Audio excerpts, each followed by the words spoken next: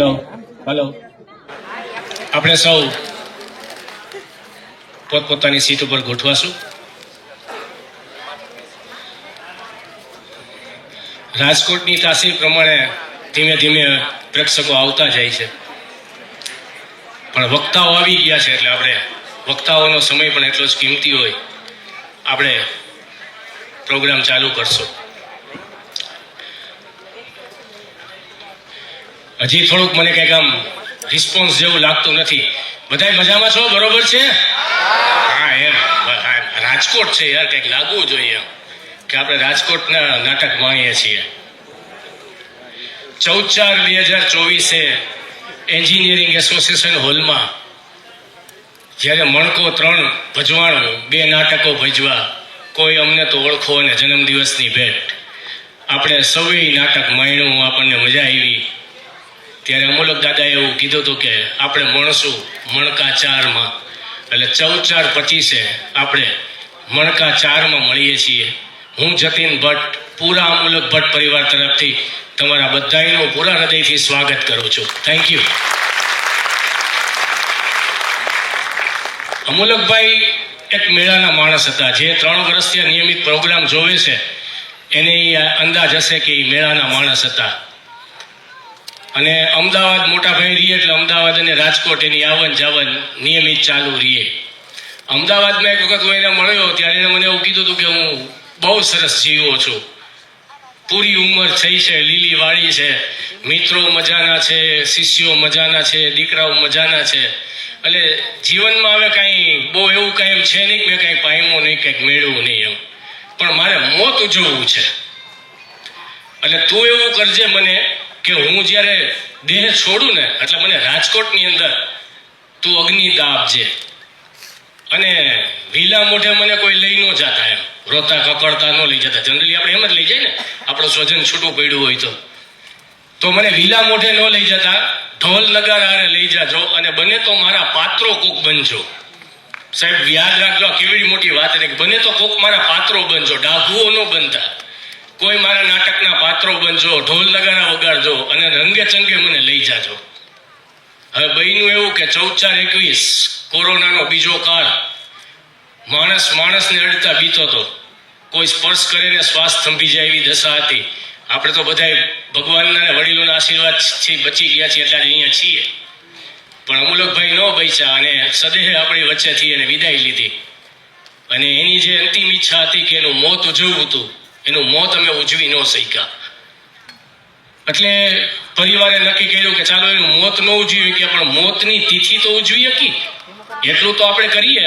એટલે 14/4/2022 વિરાણી હાઈસ્કૂલ એની કર્મભૂમિની અંદર આપણે એવું નક્કી કર્યું કે એની કોઈ વિદ્યાર્થીને બોલાવી, એક નાનકડી 10-15 મિનિટની વિડીયો સીડી બનાવી અને ચાલુ કરીએ, એમ 1 વર્ષ આ જોઈએ આપણે. એટલે એની કર્મભૂમિ વિરાણી હાઈસ્કૂલની અંદર અમે એ પ્રોગ્રામ કર્યો અને આખો વિરાણી હાઈસ્કૂલનો હોલ ભરાઈ ગયો. ખુરશીઓ અમે 150-200 ગોઠવી હતી, એને બદલે 250-300 લોકો આવ્યા અને ખૂબ મજા કરી. એટલે એમ થયું કે આ પ્રવૃત્તિ આપણે આગળ ધપાવી જોઈએ, લોકોનો સાથ સહકાર આપણને સારો છે. એટલે 14/4/23 નીચે મિની થિયેટરમાં મેં એક નાટક અને આવી રીતે 3 વક્તાઓને બોલાવીને એક પ્રોગ્રામ કર્યો. ત્યારે પણ 256ની સીટમાં 350 લોકો બેઠા. તમે લોકો ઓછા તો પ્રેમીને જીંદી નથી અમારા, એટલે ત્યારે જગ્યા ટૂંકી પડી એટલે 24માં એન્જિનિયર એસોસિએશન હોલમાં બુક કરાયો કે 330ની કેપેસિટી છે, બધાય સમાઈ જશે. તો ત્યારે 450 લોકો બેઠા. એટલે આનાથી મોટો હવે રાજકોટમાં ક્યાંય હોલ નથી. અને તમારા બધાનો પ્રેમ નતમસ્તક છે, અમને ખૂબ ઉત્સાહ અને ઉમંગ પ્રેરે છે, એટલે અમે આ પ્રોગ્રામ કરીએ છીએ. તો હું કેતન ભટ્ટને વિનંતી કરીશ કે 3 વક્તાઓને લઈ અને ડાયસ ઉપર આવે અને દીપ પ્રાગટ્ય કરે, સાથે પરિવારના લોકો પણ આવી જાય, દીપ પ્રાગટ્ય કરીએ. આપણે વક્તાઓને તાળીઓથી વધાવશું.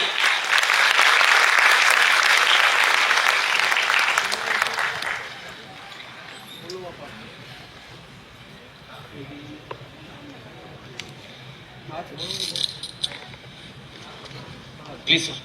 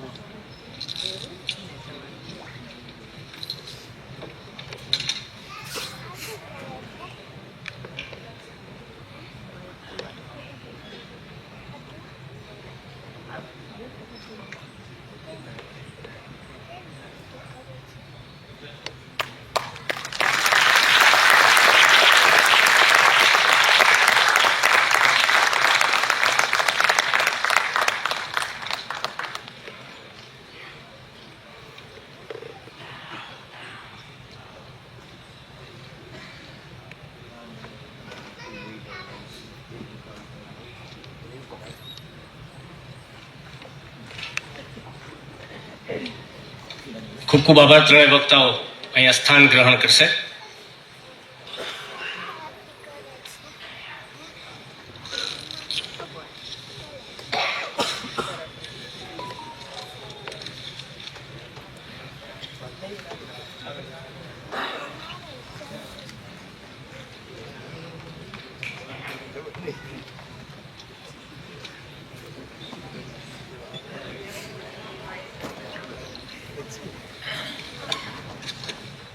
હવે મહેમાનોનો આપણે બુકેથી સ્વાગત કરશું. હું કૌશલ ભટ્ટને વિનંતી કરીશ કે બુકેથી વિરલ સરનું સ્વાગત કરે. કૌશલ ભટ્ટ.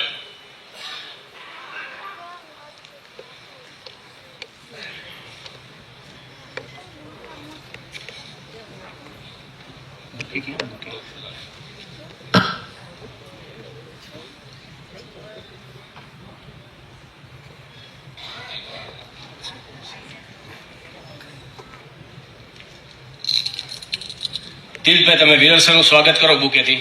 તીર્થભાઈ, વિરલ સરનું સ્વાગત કરો બુકેથી.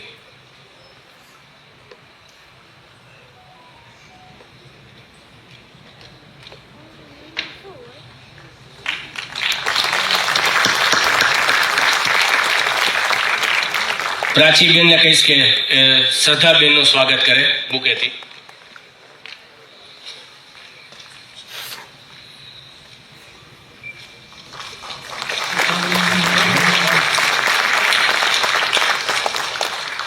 અને કૌશલભાઈને કહીશ કે તે ધરાબેનનું સ્વાગત કરે.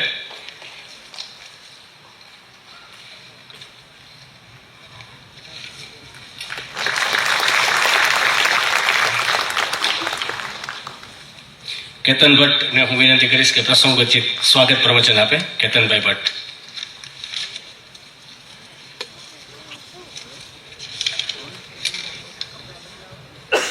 નમસ્કાર.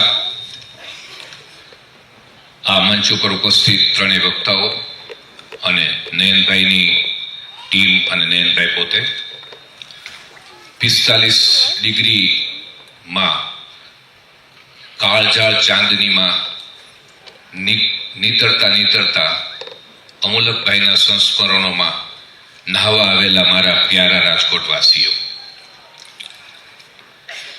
મને પેલા વિચાર આવ્યો કે આ ત્રણ વક્તા એટલે આમ તમે જુઓ ને તો ત્રણ દીવાઓ ઝગમગતા હોય એવું છે.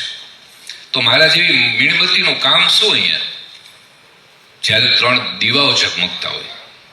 પછી મેં જ મારા મનને મનાયું કે આ ત્રણેય દીવાઓ જ્યારે શબ્દ સાથે માં સરસ્વતીની આરતી ઉતારશે તો એ દીવાની આરતી ઉતારો તો સ્વાગત માટે મીણબત્તીએ જ આવવાનું હોય ને, બીજા કોણે આવવાનું? એટલે પછી અહીંયા આવ્યો. બહુ સાચું કહું તો આ તમે લોકો આવો છો ને પછી એમ ઘણીવાર એવું થાય કે અમૂલકભાઈ તો છે જ અહીં આપણી વચ્ચે છે, બધા આપણે અનુભૂતિ કરીએ છીએ. મને જતીનભાઈ એકવાર એવો વિચારે આવી ગયો કે આપણે ખુરશી ખાલી રાખીને એમાં અમૂલકભાઈનો ફોટો મૂકીએ એટલે આપણને લાગે હા હવે સાચન છે. સંસ્મરણોમાં તો એવું છે કે મનોજભાઈ ખંડેરિયા કહેતા કે ક્ષણોને તોડવા બેસું તો વર્ષોના વરસ લાગે, બુકાની છોડવા બેસું તો વર્ષોના વરસ. એટલે આપણે વર્ષોના વરસ વીતે તોય ક્યારેય સંસ્મરણો ક્યાંય જતા નથી. અને મને એટલી પણ ખબર છે કે આજના આ પ્રસંગનો હું મુખ્ય શ્રોતા નથી, એટલે હમણાં જ હું બેસી જઈશ, એટલે તમે એમાંય મૂંઝાતા નહીં. આ સ્વાગત અને આ પ્રાસંગિક ઉદ્બોધનમાં મારે નાના ભાઈ જતીને લગભગ બધી વાત કરી દીધી. આપણે દર વખતે તમે આવો છો, અમારા હૈયે હરખ છે. અને અમૂલકભાઈ નાટકો માટે જીવ્યા, બાળકો માટે જીવ્યા, એ તો આ વક્તાઓ કહેશે, ત્રણેય તમને વાત કરશે. અને એની પ્રવૃત્તિ જીવંત રહે, બાળકોમાં એ ભગવાન જોતા. તો આપણે બાળકો સાથે માવતરો અહીંયા આવીએ, આ પ્રસંગને વધાવીએ અને એમને એ રીતે અંજલિ આપીએ. એનાથી વિશેષ બીજું કંઈ કહેવાનું રહેતું નથી. આપ સૌનો ખૂબ ખૂબ આભાર.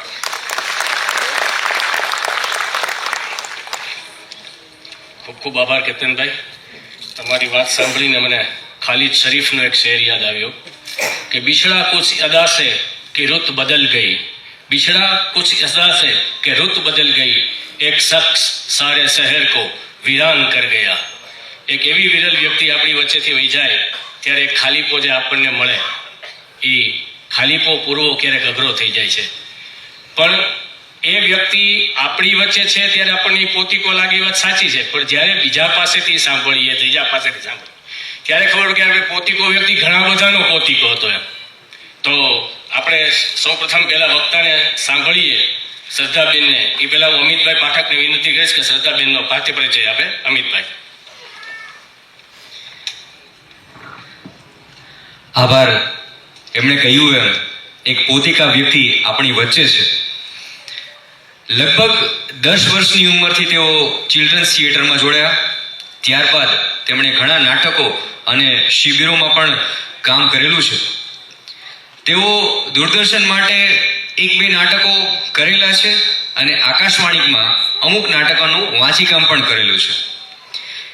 એમના જીવનકાળમાં એક થોડો સમય એવો પણ આવ્યો હતો કે જ્યારે એમણે થોડો વિરામ લીધો હતો, પરંતુ કોલેજ કાળ આવ્યો અને ફરી પાછા તેઓ નાટકો સાથે જોડાયા. હાલ તેઓ વાર્તા લેખનની પ્રવૃત્તિમાં કાર્યરત છે અને ગુજરાતી સાહિત્યના માતબર સામયિકોમાં તેમની વાર્તાઓ પ્રકાશિત થાય છે. કોરોના પહેલા 1.5 વર્ષ સુધી તેઓ દર રવિવારે વાર્તા સેશન નામની પ્રવૃત્તિ સાથે જોડાયેલા હતા, જેમાં બાળ વાર્તાઓ અને પુરાણની કથાઓ નાટકીય રીતે રજૂ કરતા કે જેથી લોકો, ખાસ કરીને બાળકો, એના પ્રત્યે રુચિ સતત રહે. વર્ષ 1992 થી 1995ની વાત છે કે તેઓએ અમૂલક દાદા સાથે ચિલ્ડ્રન્સ થિયેટરમાં નાટ્ય પ્રવૃત્તિઓ કરેલ છે. આ સમયે ખાસ કરીને લાડકવાયા અને આજે આપણે જે નિહાળવા જઈ રહ્યા છીએ તે બંને નાટકો એટલે કે દે તાક દીના દિન, આ નાટકોમાં પણ ભાગ લીધેલો છે. તેઓ ખાસ કરીને સ્કૂલમાં બાળકોને વેદ પુરાણોના પાત્રોની વાર્તા કરેલ છે. આ અત્યારના અલગ અલગ પાત્રો નોડી અને છોટા ભીમ છે એમ પુરાણોના આપણા ખાસ પાત્રોને લોકો વચ્ચે મૂકી રહ્યા છે. અને તેઓએ કોલેજ કાળમાં આદરણીય ભરત ત્રિવેદી સાહેબ અહીંયા ઉપસ્થિત છે, તેમની સાથે પણ કામ કરેલું છે. તો આ તકે સ્વાગત કરીએ શ્રદ્ધા ભટ્ટ, અમૂલક દાદા જેમને શ્રદ્ધા ભટ્ટ તરીકે ઓળખતા, એ શ્રદ્ધા ભટ્ટ મુલાણીનું, કે તેઓ આવી અને વક્તવ્ય રજૂ કરે. આભાર.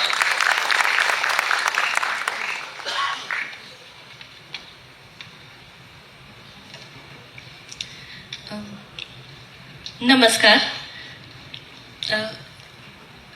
નાટક સાથેનો નાતો ઘણા વર્ષોથી છૂટી ગયો છે, પણ વાર્તા એ એક નાટક જ છે એવું મને હંમેશા લાગ્યું છે. તો હું એક વાતથી શરૂઆત કરીશ. 7મા કે 8મા ધોરણમાં ભણતી એક છોકરી, એને કંઈ પણ વાગે ને તો એના માટે બહુ સેન્સિટિવ. એને લોહી નીકળે એટલે એને એમ થાય કે ઓહો શું થઈ ગયું.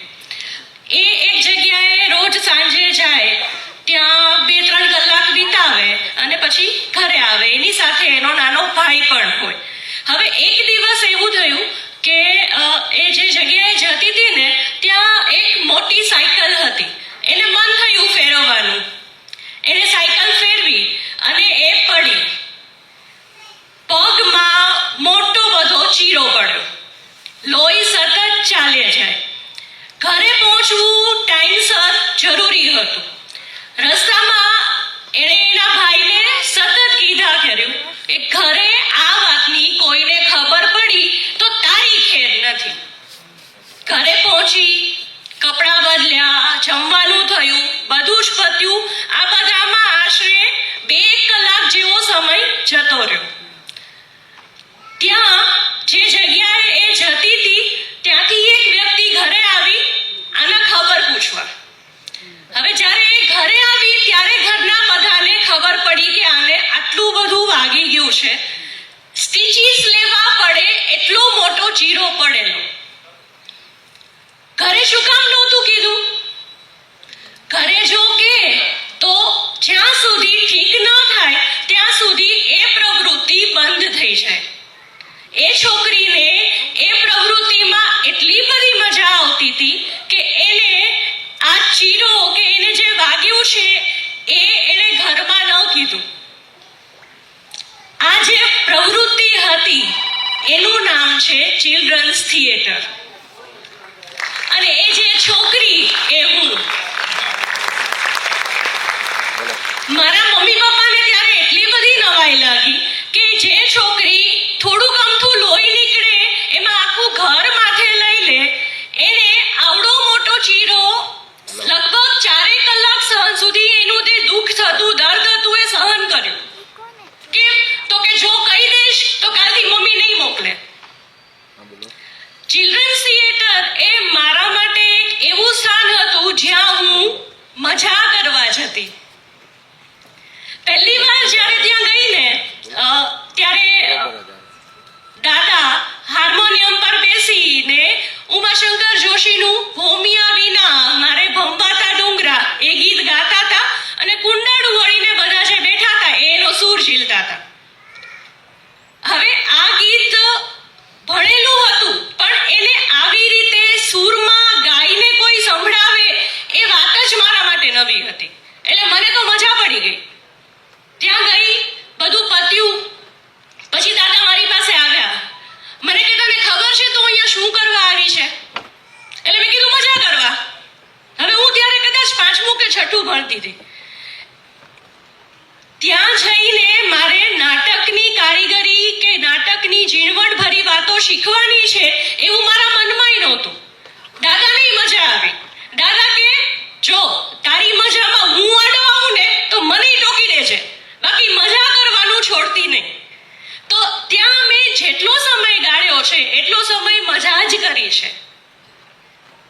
નાટક શીખ્યું કે નાટકની અલગ અલગ કારીગરીઓ શીખી એવું ક્યારેય મનમાં આવ્યું નથી. દાદાએ ક્યારેય એવું લાગવા પણ નથી દીધું. નાટક વિશે કે નાટકની કારીગરીઓ કે બારીકીઓ વિશે વાત કરવા માટે મારી પાસે છે ને નાટકનો એટલો બધો બહોળો અનુભવ નથી. મારી પાસે દાદા સાથે વિતાવેલી ક્ષણો છે. દાદા ઇમ્પ્રોવાઇઝેશન કરાવતા કે અલગ અલગ નવરસના અલગ અલગ એક્સપ્રેશન્સ આપતા. એ બધું જ કેવું છે કે એ રમતમાં જ શીખ્યું છે. કોલેજ પછી જ્યારે મેં પ્રોફેશનલ ડ્રામા શરૂ કર્યું એની પાછળ પણ દાદાનો હાથ. એમનો એક વખત ફોન આવ્યો હતો. હું હજી કંઈ બોલું એ પહેલા તો એણે કીધું કે હું ના નહીં સાંભળું, એક એડ્રેસ આપું છું, ત્યાં જઈને મળી લેવાનું છે અને એ જે કામ આપે એ કરવાનું જ છે. તો મારું નાટક છૂટ્યું પછી ફરી પાછું નાટક તરફ વાળવા માટેનો ફાળો પણ દાદાનો. લગ્ન કરીને ગઈ એ પછી એમને મળવાનું છૂટ્યું, પણ ચિલ્ડ્રન્સ થિયેટર મૂક્યું એ પછી એક આમ કહેવાય ને કે નિયમ થઈ ગયેલો કે ગુરુ પૂર્ણિમાને દિવસે દાદાને મળવા જવાનું એટલે જવાનું જ. હું અને મારો ભાઈ અમે બંને જતા. નાનું એવું પેંડાનું બોક્સ લઈને જઈએ અને એમની સાથે બેસીને વાતો કરીએ. એટલે દાદા ત્યારે બધાનું પૂછે કે આ ક્યાં છે, આ શું કરે છે, આના કઈ ખબર છે. મારી સાથે જેટલા પણ એટલે મને જેની ખબર હોય એની હું વાત કરું. ત્યારે દાદા એવું કહેતા કે બધા પોતપોતાના બિઝી થઈ ગયા છે, બરાબર છે, એક તું છે જે રેગ્યુલર આવે છે. એટલે ત્યારે તો મેં કહી દીધું હતું કે દાદા ગમે તે થાય હું તો આવીશ જ, તમે ના પાડશો તોય આવીશ. પણ સમય આવ્યો એવો કે આ જે મેં મનોમન કરેલો વાયદો અને દાદાને કરેલો વાયદો એ પાડી ના શકાયો. કારણ કે લગ્ન કરીને રાજકોટની બહાર જતી રહી એટલે પછી સંપર્ક તૂટી ગયો.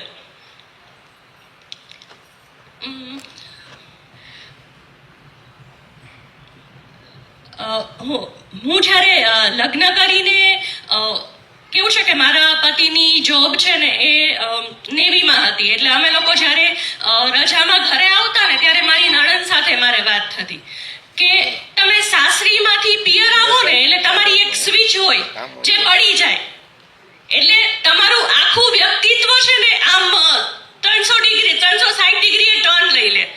તમને પોતાને ખબર પડે અને તમારા પિયરમાં જે બધા હોય ને એને ખબર પડે કે ઓહો સાસરીમાં આને મેં જોઈતી એના કરતા આ ઘણી અલગ છે. તો મારા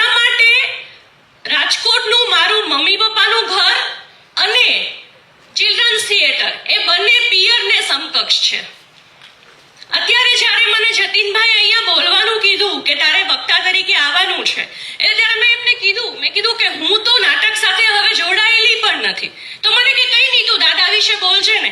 એટલે હું એટલી બધી રિલેક્સ થઈ ગઈ, મને એમ થયું કે ઓકે હું મારા પિયરના જ કોઈ પ્રોગ્રામમાં છું, પેલી સ્વિચ પડી ગઈ. એટલે જ્યારે અહીંયા આવવાનું હતું ત્યાં સુધી હજી એમ હતું કે હું શું બોલીશ, પણ મનમાં એવું હતું કે ના પેલી સ્વિચ પડી જશે એની રીતે, નહીં વાંધો આવે, હું મારા પિયરમાં છું, હું જે પણ બોલીશ મને કંઈ જ વાંધો નહીં આવે. મારે કેવું છે કે નાટક શરૂ કરતા પહેલા અમે લોકો બધા છે ને ગ્રીન રૂમમાં પેલી પ્રાર્થના કરીએ, આંગિકમ ભુવનમ યસ્ય વાળી. મને કાયમ છે ને દરેક નાટક વખતે એવું થાય, એ પ્રાર્થના પૂરી થાય ને એટલે મને મનમાં એવું થાય કે ઓકે હવે મારી જે ઓળખ છે ને શ્રદ્ધા, ત્યારે શ્રદ્ધા મુલાણીની, અત્યારે શ્રદ્ધા ભટ્ટની, તો એ ઓળખ છોડીને હવે મારે નાટકનું કોઈ એક પાત્ર બનવાનું છે. આ પ્રાર્થના પૂરી થઈ એટલે મારે એ ઓળખ ત્યાં જ છોડી દઈ અને નાટકના પાત્રને આત્મસાત કરી લેવાની છે. હું ગ્રીન રૂમમાંથી જ્યારે એ પ્રાર્થના પૂરી કરીને અમે છૂટા પડીએ ને ત્યારે મારામાં શ્રદ્ધા ન હોય, મારે જે પાત્ર કરવાનું છે ને એ પાત્રને હું મનોમન આત્મસાત કરી લેતી. આ બહુ ઓટોમેટિક પ્રોસેસ છે, બધાને થતી હશે, એવું નથી કે મને એકલીને જ થાય છે, પણ એ પ્રોસેસ બહુ કેવું છે કે એના માટે તમારે કઈ વધારે પ્રયત્ન ન કરવા પડે.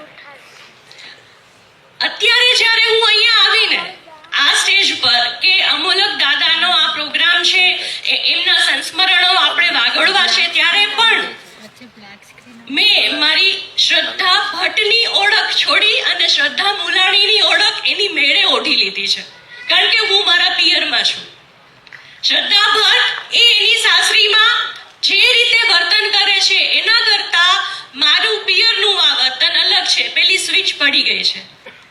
એટલે હવે તો આ નક્કી છે કે આ પ્રોગ્રામમાં તો ગમે ત્યારે દર વર્ષે હું કાં તો વક્તા તરીકે તો એકવાર આવી ગઈ, હું શ્રોતા તરીકે હોઈશ અને હોઈશ જ.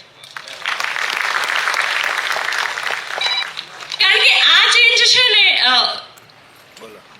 શરૂઆતમાં તમને આ ચેન્જ લાગે કે તમે સાસરી ને પિયરમાં જે એડજસ્ટમેન્ટ કરતા હો ને, વર્ષો થઈ ગયા પછી છે ને આ ચેન્જ, આ ઓળખ બદલવાનો કે પેલા સ્વિચ પડવાનો જે ચેન્જ છે ને એ અનુભવ કરો ને બહુ સારો છે. મારા આમ રૂવાડા અત્યારે ઊભા થઈ ગયા છે કે ઓકે મને ફરી પાછું મારું પિયરનું એક એવું સરનામું મળ્યું છે કે જ્યાં હું મારી ઓળખ, મારી સાસરીની ઓળખ છોડીને હું જેવી છું એવી રહી શકું છું.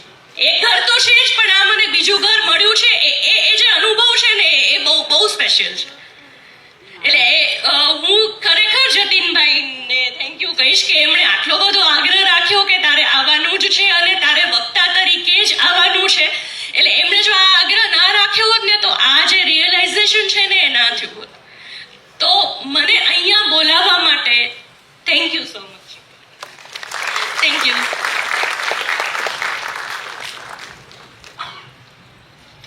ખૂબ ખૂબ આભાર શ્રદ્ધાબેન. તમને તો ખબર જ છે શ્રદ્ધાબેન કે જ્યાં સુધી દાદા નાટક કરાવતા હતા ત્યાં સુધી પડદા પાછળ કે ક્યાંય હું હતો જ નહીં. એટલે આ બધું એ જ કરાવે છે, હું તો નિમિત્ત માત્ર છું.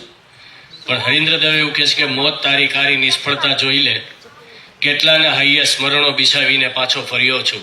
આવા કેટલાયના હૃદયની અંદર અમૂલકભાઈએ પોતાના સ્મરણો બિછાવ્યા છે. શ્રદ્ધાબેનને એક વાત ઈ કહેવાની રહી, ભૂલી ગયા કે એ સવારના પોરમાં એના મમ્મી પપ્પા બે સર્વિસ ઓરિએન્ટેડ વ્યક્તિ હતા. એટલે સવારના પોરમાં એને અને નાના ભાઈ વિશ્વાસને સ્કૂટર ઉપર આવે ને ઘરે મૂકી જાય અને પછી કશું બોલ્યા વગર એ નીકળી જાય. પછી એ બે ભાઈઓ ભાઈ બેન આખો દિવસ ઘરમાં નાટક કરે અને અમે જોઈએ. એટલે એને પિયર જેવી અનુભૂતિ થાય બહુ સ્વાભાવિક છે. કારણ કે પપ્પા જ્યારે કોઈ પણ બાળક સાથે નાટક કરે ત્યારે બાળક તો બની જ જતા. પપ્પા જમતા હોય તો છોકરાઓ ભેગા જમવાય બેસી જાય. પપ્પા જે કરતો હોય એની ભેગી પ્રવૃત્તિમાં છોકરા જોડાઈ જતા.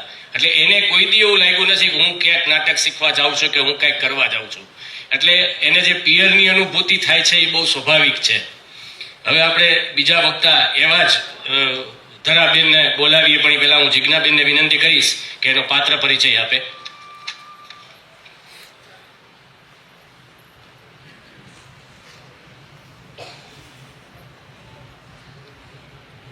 સરસ શ્રદ્ધાબેન, પિયરની યાદ સૌ કોઈને ગમે જ વાગોળવી. હવે ધરાબેન વિશે હું વાત કરું. ધરાબેન વિશે વાત કરું તો બહુ ટૂંકમાં કહું તો 1988થી દાદા સાથે ચિલ્ડ્રન્સ થિયેટરમાં જોડાયેલા ને જ્યારે 96માં મારા મેરેજ થયા ત્યારે ફ્રોક પહેરીને મારી ફરતા ભાભી હું આવીશું, હવે તમે શું કરો છો, ચાલો હું તમારી સાથે ઊભી રહું. હું આ જો ખાલી નિરીક્ષણ કર્યા કરે પણ ફરતા ફર્યા કરે ને પછી દાદા બોલાવે એટલે ડાયાથી બેસી જાય દાદા પાસે, પણ થોડીક વારમાં પાછા ભાભી કરતા. એવા ધરાબેને 2000 સુધી દાદા સાથે નાટક કર્યા ચિલ્ડ્રન્સ થિયેટરમાં. રાજકોટ દૂરદર્શન પર નાટકો કર્યા અને ઘણી શિબિરો પણ કરી. CCRTના ડ્રામાની એક્ઝામ આપી નાટક શીખવા માટે ગવર્મેન્ટ તરફથી તેમને 6 વર્ષ માટે સ્કોલરશિપ મળી. 2001માં જ્યારે MBA કરવા જામનગર ગયા ત્યારે તેમણે વિરલભાઈનું થિયેટર પીપલ ગ્રુપ જોઈન કર્યું ને તેમાં INT, Gujarat Sangeet Nritya Natya Akademi, city youth festival, state level અને નેશનલ લેવલ સુધી ઘણા ઇનામો જીત્યા. 2004-05માં દર્પણ એકેડમી જોઈન કરી, ત્યાં પણ સુંદર નાટકો કર્યા. 2005માં મુંબઈમાં લગ્ન થયા અને આ પ્રવૃત્તિમાં થોડોક બ્રેક આવ્યો. પરંતુ 3 વર્ષના બ્રેક પછી ફરી ત્યાં ગુજરાતી ભાષામાં ચિલ્ડ્રન્સ થિયેટર શરૂ કર્યું જે હજી પણ ચાલે છે અને એમ કહું તો દાદાની પ્રવૃત્તિ એમણે જીવંત રાખી છે. છેલ્લા 2 વર્ષથી ફરીથી એક્ટિંગ કેરિયર ચાલુ કરી છે, જેમાં ad films, short films, movie અને G5 પરની વેબ સિરીઝ પણ કામ કર્યું છે. તો આવા ધરાબેનને આપણે હવે સાંભળીએ. હું એમની વિશે વધારે ન કહેતા, એમના મોઢે જ આપણે સાંભળીએ. આવો ધરાબેન.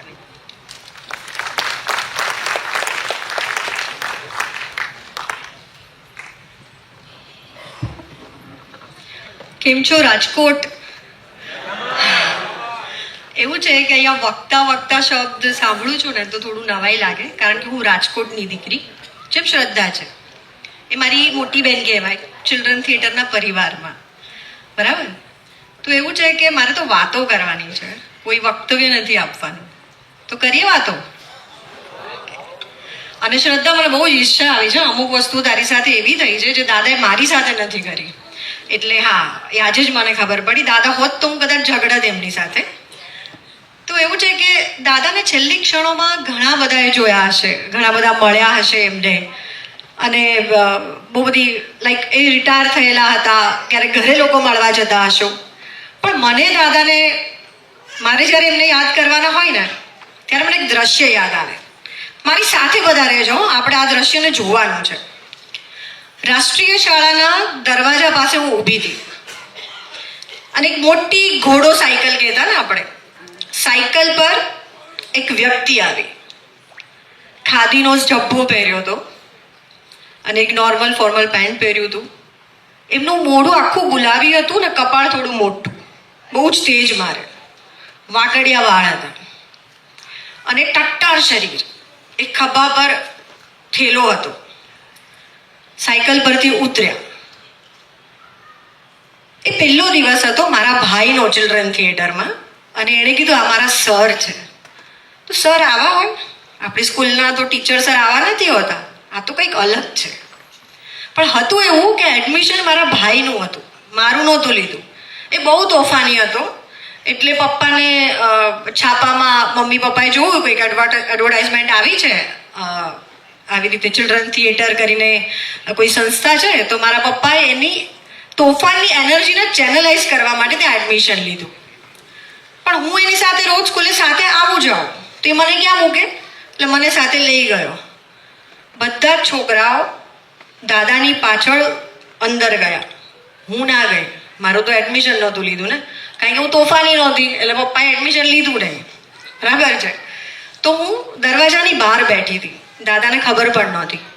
હવે રોજનું મારું આ રૂટીન કે બારીમાંથી એક્ટિવિટી છુપાઈને જોઉં કે શું કરે છે.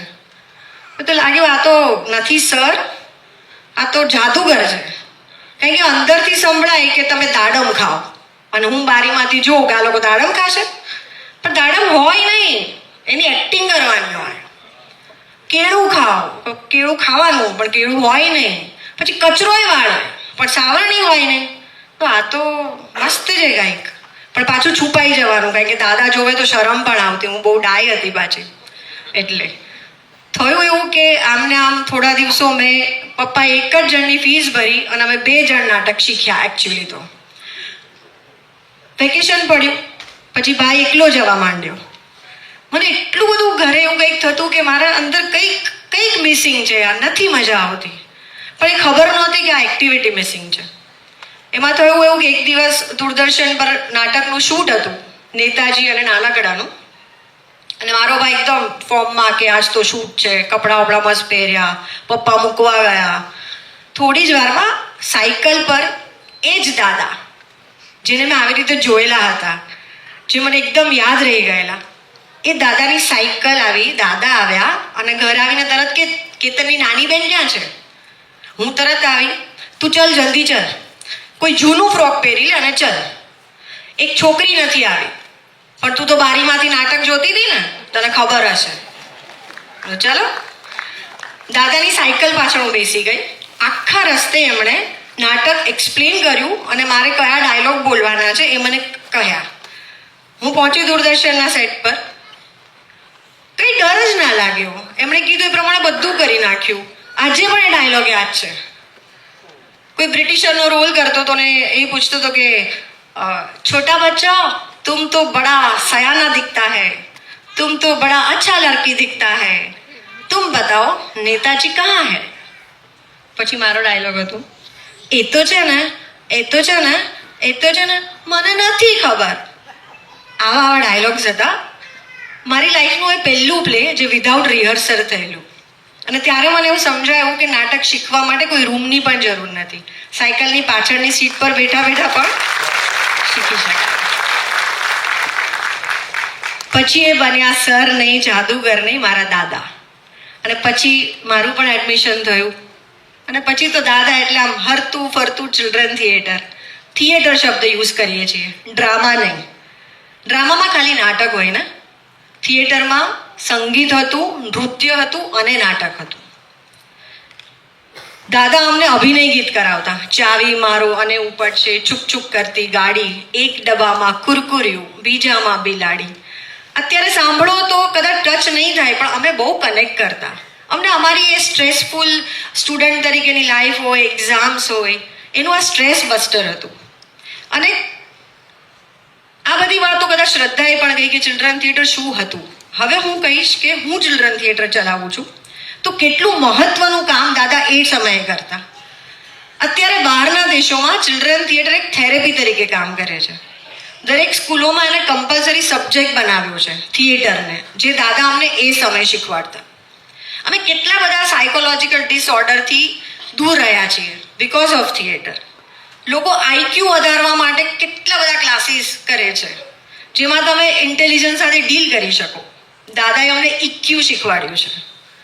અમે અમારી ઇમોશનલ પ્રોબ્લેમ સાથે બહુ જ સરળતાથી ડીલ કરી શકીએ છીએ. એ ત્યારે અમને ખબર નહોતી કે અમને દાદાના થિયેટરે શીખવાડ્યું છે.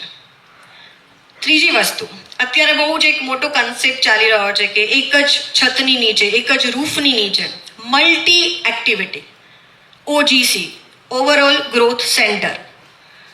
આવા કોઈ જ મોટા મથાળા નહોતા આપતા દાદા, પણ દાદાનું એ સમયે 1988માં પણ ઓજીસી હતું. કેટલી પ્રવૃત્તિ થતી. હા, નાટક, નૃત્ય, સંગીત, અલગ અલગ. કોઈ પેઇન્ટિંગ શીખવાડવા ક્યારેક આવે, કોઈ ક્યારેક તમને હિન્દી ભાષાના ડિક્શન કરાવવા માટે આવે, કોઈ ક્યારેક રેડિયો નાટક સમજાવવા માટે આવે, કોઈ ક્યારેક જાદુગરના શો પણ હોય. કેટલું બધું ત્યાં થતું હતું. અમે કેટલું બધું શીખ્યા છીએ. અને એ અત્યારે રિયલાઇઝ થાય છે જ્યારે અમે કોઈ સાથે વાતો કરીએ કે અમારી પાસે કેટલા બધા સબ્જેક્ટનો નોલેજ છે બેઝિક, પણ દાદાના લીધે છે. દાદાનો એ ઘર કિલ્લોલ, બરાબર? એ કિલ્લોલના ઘરમાં તો કેતનભાઈ, જતીનભાઈ એવું જ લાગે ભાઈ છે. એક મોટો ભાઈ જે બધા પ્રોબ્લેમનું સોલ્યુશન આપે, અને એક નાનો ભાઈ જે 10 વર્ષની છોકરીને બા કહીને બોલાવે. એમના બા કહેવાના લીધે વિરલભાઈના નાટકોમાં મને 45, 50, 60 વર્ષની ઉંમરનો જ રોલ મળ્યો છે, આમના બા કહેવાના લીધે. થેન્ક યુ જતીનભાઈ. બહુ વધારે સમય નહીં લઉં કારણ કે નાટક બહુ મજાનું છે અને વિરલભાઈને સાંભળવા બહુ જરૂરી છે. લાસ્ટ વાત કહી દઉં કે ચિલ્ડ્રન થિયેટર જ્યારે હું અત્યારે ચલાવું છું, બાળકોની સાયકોલોજીમાં જમીન આસમાનનો ફરક છે. પેલા જે બાળક 6ઠ્ઠા ધોરણમાં જે વિચારો કરતું હતું અત્યારે હું 2જા ધોરણમાં કરે છે. એ લોકોનું સ્માર્ટનેસ વધી ગઈ છે. પણ દાદાની 1980ની ટેકનિક આજે પણ કામ આવે છે. આજે પણ મારી પાસે એ જ મટીરિયલ છે જે દાદા અમને કરાવતા હતા. એ જ ઇમ્પ્રોવાઇઝેશન્સના સબ્જેક્ટ છે, એ જ માઇમના સબ્જેક્ટ છે, એ જ બધા પ્લે છે જેને હું હિન્દી કે ગુજરાતીમાં કરાવું છું. તો જમાનો ફર્યો છે, બાળકો ફર્યા છે, એમના બુદ્ધિનું લેવલ ફર્યું છે, પણ દાદાની ટેકનિક આજે પણ એટલા જ કામની છે. અને લાસ્ટ ખાલી કે મારા ઘરમાં હંમેશા એક ગીત વાગતું જ્યારે હું નાની હતી કે દાદા અમારા એવા સહુને ગમે તેવા, દાદાનું છે વેદ વચન, do good be good o my son. વર્ષો સુધી મને એવું હતું કે આ અમૂલક દાદા માટે ગીત છે. પછી ખબર પડી આ પાંડુરંગ દાદાનું ગીત હતું. પણ મને આવું એટલે લાગતું કે દાદાએ 2-3 બહુ જ સરસ વસ્તુઓ સમજાવી છે. એક તો એક સારા કલાકાર બનવા માટે સારા માણસ બનવું પડે. બીજું, જ્યારે મારું બહુ જ મોટું ઓપરેશન થયેલું અને એક બહુ જ મોટી બીમારી મને થઈ ત્યારે દાદાનો ફોન આવેલો કે તન અને મન બંને અલગ વસ્તુ છે. તનની તકલીફોને ક્યારે મન સાથે કનેક્ટ નહીં કરવાની. એટલે તમારા શરીરમાં ગમે તેટલી તકલીફ હોય, મનથી તમે પ્રફુલ્લિત રહી શકો અભ્યાસ કરો તો, પ્રેક્ટિસથી. અને ક્યારેક તમે ડિપ્રેશન છો તો બેસી નહીં રહેવાનું કારણ કે તનને એનું કામ કરવા દેવાનું. તો આ લાઈફ ટાઈમ કામ લાગતું એક વાક્ય છે એમનું કે તન અને મન બંને અલગ વસ્તુઓ છે. અને ત્રીજી વસ્તુ એમણે મને શીખવાડેલી કે નાટક ટીમ વર્ક હોય ને, એક એક્ટર બહુ જ સારું કામ કરે પણ બીજા 2 ન કરે તો નાટક ફ્લોપ જાય. મારા લગ્ન સમયે મને આ સલાહ આપેલી કે લગ્ન જીવન એક ટીમ વર્ક છે. ત્યારે એ નહીં જોવાનું કે મારો રોલ કયો છે, મને અત્યારે નાટકો કરવા મળે છે કે નહીં, હું એક્ટિવ છું કે નહીં.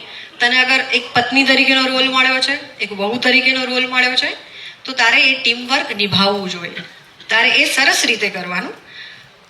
તો એના લીધે મને લાઈફમાં બહુ જ સેટિસ્ફેક્શન થવું છે કે મેં એક પત્ની તરીકે, એક વહુ તરીકેનો રોલ નિભાવ્યા પછી, 20 વર્ષ ચિલ્ડ્રન થિયેટર ચલાવ્યા પછી, છેલ્લા 2 વર્ષથી ફરીથી હું એક્ટિંગ કરવા માટે સક્ષમ બની છું. અને આજે પણ એક્ટિંગમાં કંઈ જ ભૂલાયું નથી દાદાની ટ્રેનિંગના લીધે. તો બસ મારી વાતો પતી ગઈ. Thank you so much. Thank you.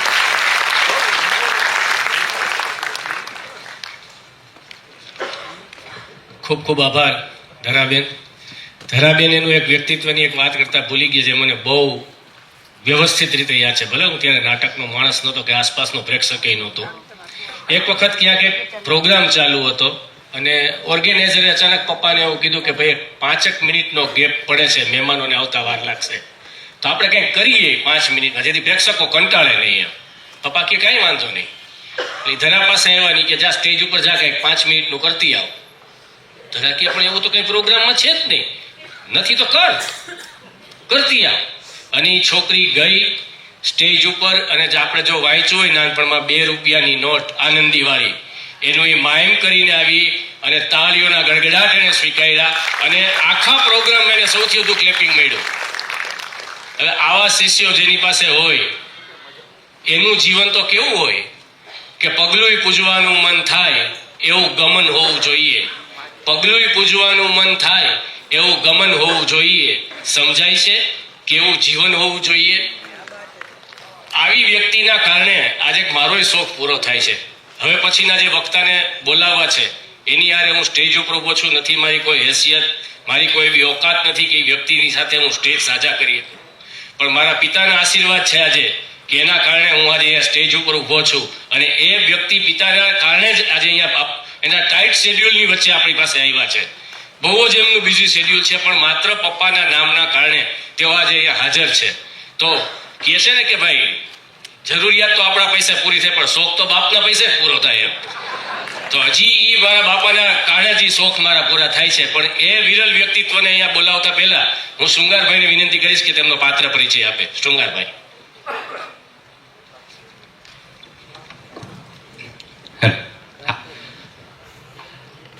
બાળપણની મોજ અને બાળપણની ગેર મળત જો પાછી તો કદાચ જીવી લેત અને જીતી લેત. કારણ કે સાચું તો ત્યારે જ જીવ્યા કે જ્યારે કદાચ કોઈ આંકડો કે કોઈ હિસાબ ખોટો પડે ને તો માસ્ટર ખાલી 2-4 માર્ક કાપી લેત, વધુ કંઈ ના થાય. આ બાળપણની જ્યારે આટલી બધી વાતો ચાલે છે, અમૂલક દાદાની વાતો ચાલે છે, અને આપણને જેટલા રંગકર્મીઓ છે એમને ખાસ ખબર છે કે થિયેટર એ બાળકો માટે કેટલું જરૂરી છે, કે એમનું વ્યક્તિત્વ કેટલું નિખારી શકે છે. તો એવી રીતે કે જ્યારે અમૂલક દાદા એટલી બધી આપણને ટીચિંગ્સ આપી છે, બાળકોને એટલું શીખવ્યું છે, ત્યારે અમે જેટલું વિરલ સર પાસેથી શીખીએ છીએ એની થોડી ઘણી વાતો મારે કરવાની છે. કે આ એક એવું વ્યક્તિ છે કે જેને પ્રોફેશન અને પેશનને પ્રોપર બેલેન્સ કરતા ફાવ્યું છે. એ પ્રોફેશનલી એક એડવોકેટ છે, બટ પેશનેટલી એ થિયેટર પ્રત્યે જોડાયેલા છે, અને છેલ્લા લગભગ 4 દાયકાઓથી આ કરતા આવ્યા છે. કે એમના માટે કદાચ કહું ને તો ખોટું ન લાગે કે दोनों जहां का मुकद्दर संभालता है ये शख्स, दोनों जहां का मुकद्दर संभालता है ये शख्स, हाथों में कानून और दिल में रंगमंच रखता है.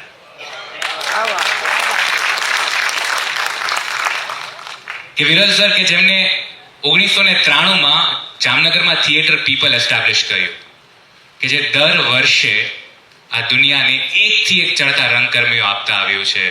કે પછી જે નાટકોમાં જ કામ કરતા એટલું નહીં, જે ફિલ્મોમાં પણ ખૂબ સારું કામ કરતા આવ્યા છે. અને એમના જ નાટકો ખાલી ઇન્ડિયા નહીં, દુનિયામાં લોકોની સરાહના મેળવતા આવ્યા છે. વિરલ સરના નાટકો કે જેમાં એમને કદાચ ડિરેક્ટ કરેલા હોય, એક્ટ કરેલા હોય, એવા ઓલમોસ્ટ 70થી વધુ નાટકો છે કે જે INT હોય, ચિત્રલેખા હોય, ગુજરાત રાજ્ય નાટક સાહિત્ય અકાદમીના કોઈ કોમ્પિટિશન હોય, એ બધી જગ્યાએ તો જીતતા આવ્યા જ છે. સાથે સાથે 2010માં એમનું નાટક અગ્નિશિખા એને નેશનલ યુથ ફેસ્ટિવલ ભુવનેશ્વર પહેલી વાર કોઈ ગુજરાતી નાટક હતું કે જેને ગોલ્ડ મેડલ મળ્યો હતો. કદાચ if I am not wrong આજ સુધી એકમાત્ર એ નાટક ગુજરાતી નાટક રહ્યું છે. તો થેન્ક યુ ફોર ધેટ. આની સાથે સાથે ઇન્ડિયામાં બનેલ, અને બહુ પ્રાઉડલી કહે છે કે ઇન્ડિયામાં શ્રી કૃષ્ણના જીવન ઉપર આધારિત રાજાધિરાજ જે લાઈવ મ્યુઝિકલ ડ્રામા છે, સર એના ક્રિએટિવ પ્રોડ્યુસર રહ્યા છે. અને એની સાથે સાથે કે આ નાટકો મુંબઈ, દિલ્હી તો સહિત દુબઈમાં પણ આના શોઝ થઈ ગયા છે, કે જ્યાં આખું દુબઈ શ્રી કૃષ્ણના ગીતો ઉપર નાચ્યું છે. આપણા શહીદોના જીવન પર બનેલ વીરાંજલિ 1, વીરાંજલિ 1.5, 2.0 કે જેમાં 200થી વધારે કલાકાર અને કસબીઓ મહેનત કરતા હોય છે, એનું ડિરેક્ટર વિરલ સર 2022થી સંભાળતા આવ્યા છે. હવે આવા વ્યક્તિને જો કદાચ 2007માં ગુજરાત રાજ્ય નાટક અકાદમીમાંથી થિયેટર માટે ગૌરવ પુરસ્કાર અને યંગેસ્ટ અચીવર જેને કહેવામાં આવે, તો આ વ્યક્તિ એનો પૂરેપૂરો હકદાર છે. ન્યૂ જર્સીમાં જ્યારે એમને ગ્લોબલ ગુજરાતીનો એવોર્ડ આપવામાં આવે તો Viral sir is truly deserving for this. અને એમની સાથે કામ કર્યા પછી હું કહી શકું છું કે એ જ્યારે કામ કરતા હોય ત્યારે એમને જોવા એક લાવો છે. એમની વાર્તાઓ અને વાતો સાંભળી, દેટ્સ અ સોનિક ટ્રીટ. અને I feel blessed, I feel thankful sir that every time you trust upon us. અમને તમારી સાથે કામ કરવાનો મોકો મળતો રહે છે, અને એવરી ટાઈમ તમે જ્યારે માઇક લ્યો છો ત્યારે અમને ખૂબ મજા આવે છે, અને આઈ એમ શ્યોર આજે લોકોને પણ મજા આવશે. તો without wasting much of a time I would please request mister Viral Raj sir to take upon the mike and honor it.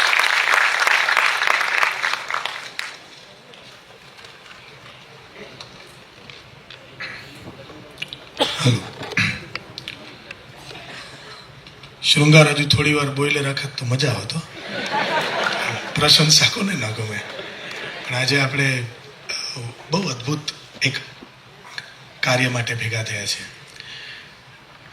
Jamnagar મારું જન્મભૂમિ, કર્મભૂમિ, પણ છેલ્લા ઘણા વર્ષોથી, ખાસ કરીને 4 વર્ષથી રાજકોટ પણ હવે મારી કર્મભૂમિ થઈ ગઈ છે. અને જામનગરની તો બહુ મોટી ફરિયાદ છે કે તમે હવે ત્યાં જ પ્રોડક્શન્સ ડિરેક્ટ કરો છો, ત્યાં અથવા બોમ્બેમાં. પણ રાજકોટ સાથે મને જોડનાર જે થિયેટરના વ્યક્તિઓ હતા, એમાંના એક નયન દાદા, સૌથી પહેલાં નયન ભટ્ટ છે, અહીં ઉપસ્થિત છે.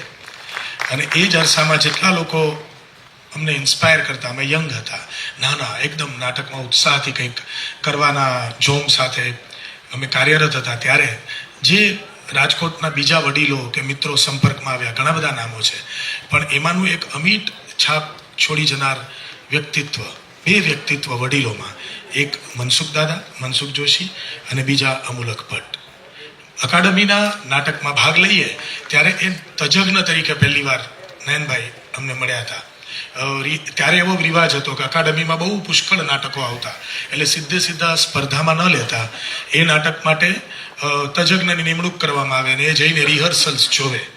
તો હું ખુશનસીબ છું કે એવા વ્યક્તિઓ આવ્યા કે જેને એ રિહર્સલ જોયા પછી નાટક પસંદ કર્યું ના કર્યું એ તો પછીની વાત છે, પણ પછી જે આજુબાજુની વાતો કરી થિયેટર વિશેની, થિયેટરની સમજ જે અમારી કેળવાઈ રહી હતી. I come from a city where we never had this fortune of any children academy. અમે કોઈ નાનપણમાં નાટકો શીખ્યા નથી ફોર્મલી, જાતે ને જાતે કરતા. તો જે પણ આવે એને અમે એકદમ ભાવથી એની સામે બેસી જઈએ, એ જજ આવ્યા હોય કે તજજ્ઞ આવ્યા હોય, અને એ જે વાત કરે એ અમે સાંભળીએ. તો આઈ ઓલવેઝ ઓબ્ઝર્વડ હિમ. મારી પાસે ધરા કે શ્રદ્ધા જેટલા એકદમ અંગત સંસ્મરણો નથી, but I know a one of the rare વ્યક્તિ છે. કદાચ નયન દાદા, I am even not sure, Dhara also, કે જે મારા જૂના ઘરે આવી ગયા હોય. તો આવી ગઈ છું ને રંજીત ટાવરમાં, તો નયન દાદા આવ્યા છે. બાકી બહુ ઓછા થિયેટરના લોકોએ મારું ઇવન આજની મારી ટીમે એ ઘર નથી જોયું, પણ મને યાદ છે કે આ જ ખાદીનો જબ્બો જે એને કીધો એ પહેરી અને પછી અમારું, ત્યારે અમે કીધું તો અમારી પાસે રિહર્સલ પ્લેસ નથી, અમે ઘરે જ રિહર્સલ કરીએ છીએ. તો અમૂલક દાદા ત્યારે લાલ બંગલે એસટી ઊભી રહેતી, એમાંથી ઉતરી અને સીધા અમારા ઘરે આવ્યા હતા. અને that is my first memory. અને ત્યાં એને અમારું રિહર્સલ જોયું, પછી જે ભાવપૂર્વક વાતો કરી, then I slowly started learning about him. ત્યાં સુધી અમે તો બીજી દુનિયામાં હતા, અમને અહીંયા કોઈ ચિલ્ડ્રન થિયેટર ચાલે છે કે આવું કોઈ કામ કરે છે એ ખબર નહોતી. અને પછી આઈ સ્ટાર્ટેડ ત્યારે આજ માટેનો આ શબ્દ છે, પણ એ એટલે બોલાઈ જાય છે, પણ ત્યારે કંઈ ઇન્સ્ટા કે એવું હતું નહીં, પણ હું એમ કહી શકું કે ધેન આઈ સ્ટાર્ટેડ ફોલોઈંગ હિમ, કે એ શું કરતા હોય, તો કારણ કે પછી અમારી પાસે ટીમ બિલ્ટઅપ કરવાનું એક જરૂરિયાત હતી જામનગર શહેરમાં. અને હું મારે જે આજે વાત કરવી છે એના પર હું એટલે જ આવું છું કે હું અહીંયા છું તો કંઈક બધાને કંઈક આપતો જાઉં, કંઈક થોટ આપતો જાઉં. તો જેવા અમે નાના શહેરમાં હતા જ્યાં થિયેટર જીવાડવા માટે ટીમ જોઈએ, અને ટીમ કરતાં થિયેટર પ્રત્યે સન્માન જોઈએ. એટલે નાના શહેરમાં એ લઈ આવવું બહુ અઘરું હોય એ પ્રવૃત્તિનું. તો અમૂલકભાઈ કેમ કરે છે, અહીંયા બીજા લોકો નયનભાઈ કેમ કરે છે, ભરતભાઈ કેમ કરે છે, એ બધું અમે પૂછીએ, જાણીએ. અને એમાં મને ખબર પડી કે ચિલ્ડ્રન એક્ટિવિટી છે. મને વહેલી વાર ચિલ્ડ્રન થિયેટર કરી શકાય, કારણ કે હું ચિલ્ડ્રન થિયેટરની પ્રોડક્ટ નથી. હું નાનપણથી નાટકો કરતો સ્કૂલમાં, પણ અમારી તકલીફ એ છે, મેં અનેકવાર ઇન્ટરવ્યૂમાં કીધું છે નયનભાઈ, કૌશિકભાઈ છે, પલ્લવીબેન, કે I have never acted in any children theatre. અમારી સ્કૂલ એટલે બોમ્બેના આવતા નાટકો, એ મુંબઈના કમર્શિયલ નાટક જોઈને જ નાટક પ્રત્યે આકર્ષણ પણ થયું, અને એવા જ નાટકો કરવાને એ જ અમારી સ્કૂલ, કે એ નાટકો આવે એ જ સ્ટાઇલાઇઝેશન, એ જ સ્ટાઇલનું પ્રોડક્શન. એટલે અમે સ્કૂલમાં નાટક કરીએ ને તોય હું મોટાના જ નાટક કરતો.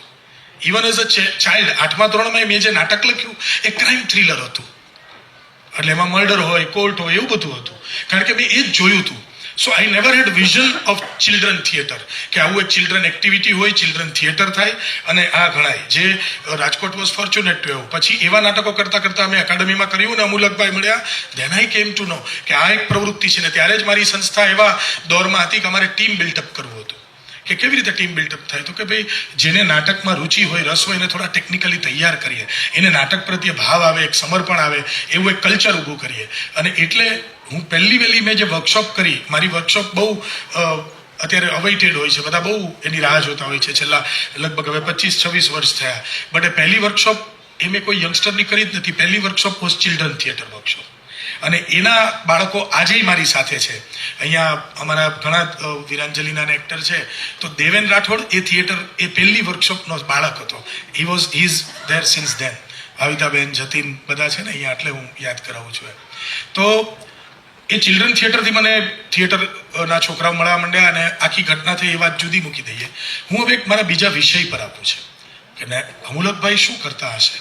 નિદા ફાઝલીનો શેર છે कि बच्चों के छोटे हाथों को चांद सितारे छूने दो, बच्चों के छोटे हाथों को चांद सितारे छूने दो, 2-4 किताबें पढ़कर वो भी हम जैसे हो जाएंगे.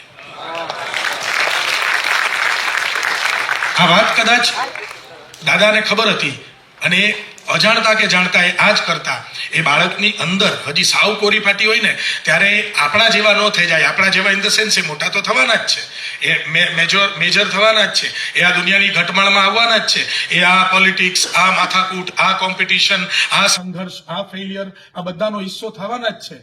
પણ હમ જૈસે ન હો જાય કે આપણા જેવા નહીં, આપણાથી થોડા જુદા થાય.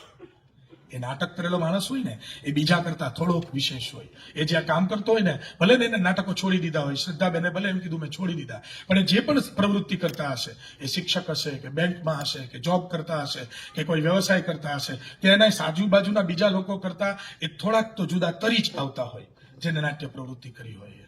અને એ કંઈક વિશેષ, કંઈક થોડું, એક 1900 કેટલા 5-6 દાયકાની સફર છે, તો આટલા દાયકાઓમાં કેટલા લોકોમાં, કેટલા બાળકોમાં કંઈક જુદું, કંઈક વિશેષ એ થાય, એ કામ દાદાએ કર્યું છે. એમાંના બહુ ઓછા એ નાટક કન્ટિન્યુ રાખ્યા હશે. એ તો આઈ નો, આઈ એમ શ્યોર, કારણ કે બધાના નસીબમાં કે બધાના સંજોગોમાં એ નથી હોતું કે પછી નાટ્યકર્મ કરી શકે, સંજોગો બદલાય ના કરી શકે, પણ એને વ્યક્તિ તરીકે વિશેષ કરે. આજનું સભાગૃહ વિશેષ છે. મેં પૂછ્યું કે અહીંયા નાટકવાળા તો હું ઘણા બધા ઓળખું છું એ છે, પણ એ 30-40-50 લોકો છે. બાકી તમે કાં થિયેટર ઓડિયન્સ છો, પણ મોટા ભાગે અમૂલક દાદા સાથે સંકળાયેલા સ્નેહી પરિવાર કે મિત્રો છો. તો મારે, because you are not directly from theatre field but still you are here, તમારે કંઈક કન્સર્ન છે, કાં આ પ્રવૃત્તિ માટે, કાં આવી પ્રવૃત્તિ થતી હોય એના માટે, કે એટલીસ્ટ અમૂલકભાઈ માટે. તો મારે એક વાત કરવી છે યુવાનોને, વડીલોને ને જે બેઠા હોય ને, કે કોઈ પણ નાના શહેરમાં કોઈ માણસ નાટ્ય પ્રવૃત્તિ કરતું હોય ને તો એ અમારા સુરેશ રાજરા એમ કે એ મરજીવા જેવું કામ છે. હા, એમાં ડૂબકી લગાડવાની છે, મોતી મળે કે ન મળે, પણ જીવનું તો જોખમ છે જ. એટલું ડિફિકલ્ટ કામ છે. જ્યારે એમેચ્યોર થિયેટર કોઈ શહેરમાં, એ પણ નાના શહેરમાં જેમાં અવેતન પ્રવૃત્તિ છે, વેતન મળવાનું જ નથી, આવક થવાની જ નથી, એવું કોઈ જ્યારે થિયેટર ચલાવતું હોય ને ત્યારે તમારા સૌની જવાબદારી વિશેષ છે. એની મારે વાત કરવી છે. અને એ છે કે કોઈ પણ નાના શહેરમાં આ પ્રવૃત્તિ ક્યારે વિકાસ પામે, કે ટકેલી રહે, કે એને સતત, જેને કહેવાય ને કે એના ફળ પ્રાપ્ત થતા જાય, એ ત્યારે થાય જ્યારે તમે લોકો એના માટે સજાગ હો. અને સજાગતા સાથે તમારે 3 સ કેળવવાના છે એઝ અ સોસાયટીઝ સિટીઝન. કારણ કે નાટક કે કોઈ પણ પ્રવૃત્તિ આમ તો રાજ આશ્રિત હોય, રાજા કવિઓને રાખે. આપણે જોયું ને અકબર બાદશાહના દરબારમાં તાનસેન થઈ ગયા, રાઈટ? તો રાજા એટલે અત્યારે સરકાર તો આપતી જ હોય, અકાદમી સહાય આપે, ના આપે, બધું કરે, અને કાંક બહુ તો સ્પોન્સર્સ આપે. આજકાલના રાજાઓની વ્યાખ્યા જુદી છે, કોર્પોરેટ રાજા છે, તો દે સ્પોન્સર યુ, કંઈ વાંધો નહીં, એની ફરજ છે, એ કાંઈ આપણે ટુકડો નથી ફેંકતા, એની ફરજ છે, એની CSR એક્ટિવિટી ગણી લો. પણ એઝ અ સમાજ આપણે શું કરવું જોઈએ એ મારે કહેવું છે. કારણ કે એક વ્યક્તિ તમારા વચ્ચે 5 દાયકા સુધી આ કામ કરીને ગયો છે. આવું બીજું કોઈ કરવા માટે આવે, હા, એ એમને ગમશે એટલે કહું છું કે આવું કોઈ બીજું કોઈ બીડું ઉપાડે, એ કોઈ પણ હોઈ શકે, અહીંયા બેઠેલામાંથી કંઈ ના બેઠેલામાંથી.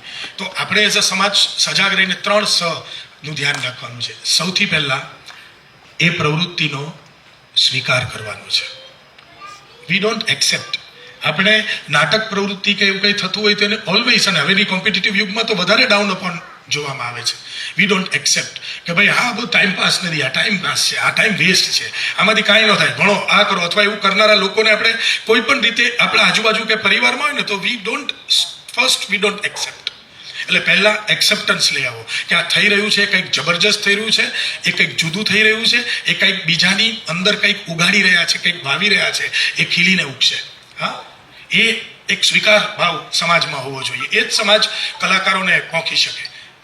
સ્વીકાર પછી આવવો જોઈએ સહકાર. માત્ર સ્વીકારથી ન ચાલે, તમારે સહકાર આપવો જોઈએ. આપણે નાના શહેરમાં છીએ, આપણો રંગકર્મી કે આપણો નાટ્યકાર કંઈ કરતો હોય ને તો એની કેટલી બધી જરૂરિયાત પડશે, એ તમારે તમારી યથાશક્તિ એને પૂરી પાડવી જોઈએ. If you are a big corporate તો સ્પોન્સરશિપ આપો. તમે સ્પોન્સરશિપ ના આપો તમારા ખિસ્સાની, કંઈ વાંધો નહીં, પણ તમે કોઈ એવા સ્થાન ઉપર છો કે જ્યાં એને કંઈક મદદ કરાવી શકો એની પ્રવૃત્તિ માટે, તો એ અપાવો. એ ના અપાવો તો ચાલો કોઈક રિહર્સલ પ્લેસ અપાવી દો. એ પણ ન અપાવો. હું એવા શહેરમાંથી આવું છું, મેં એક ઇન્ટરવ્યુમાં પણ કીધું હતું કે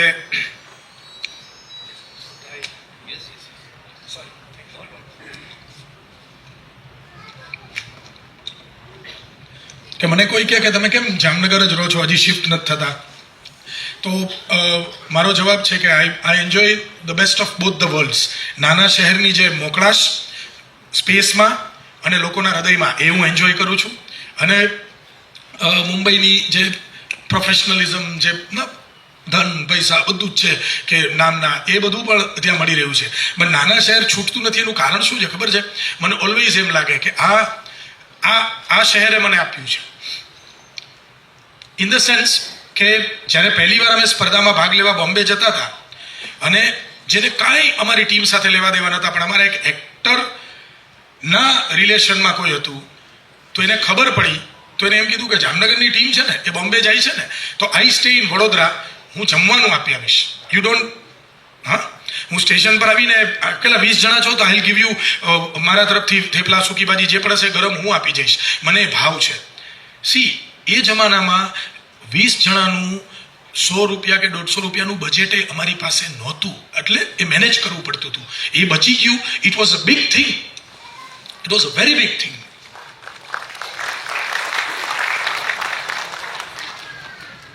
તો સ્વીકાર પછી સહકાર આવે. You have to support. કોઈ પણ રીતે તમારી બાજુમાં રિહર્સલ ચાલતું હોય તો બહુ અવાજ કરે છે, મેં એવા લોકોએ જોયા છે.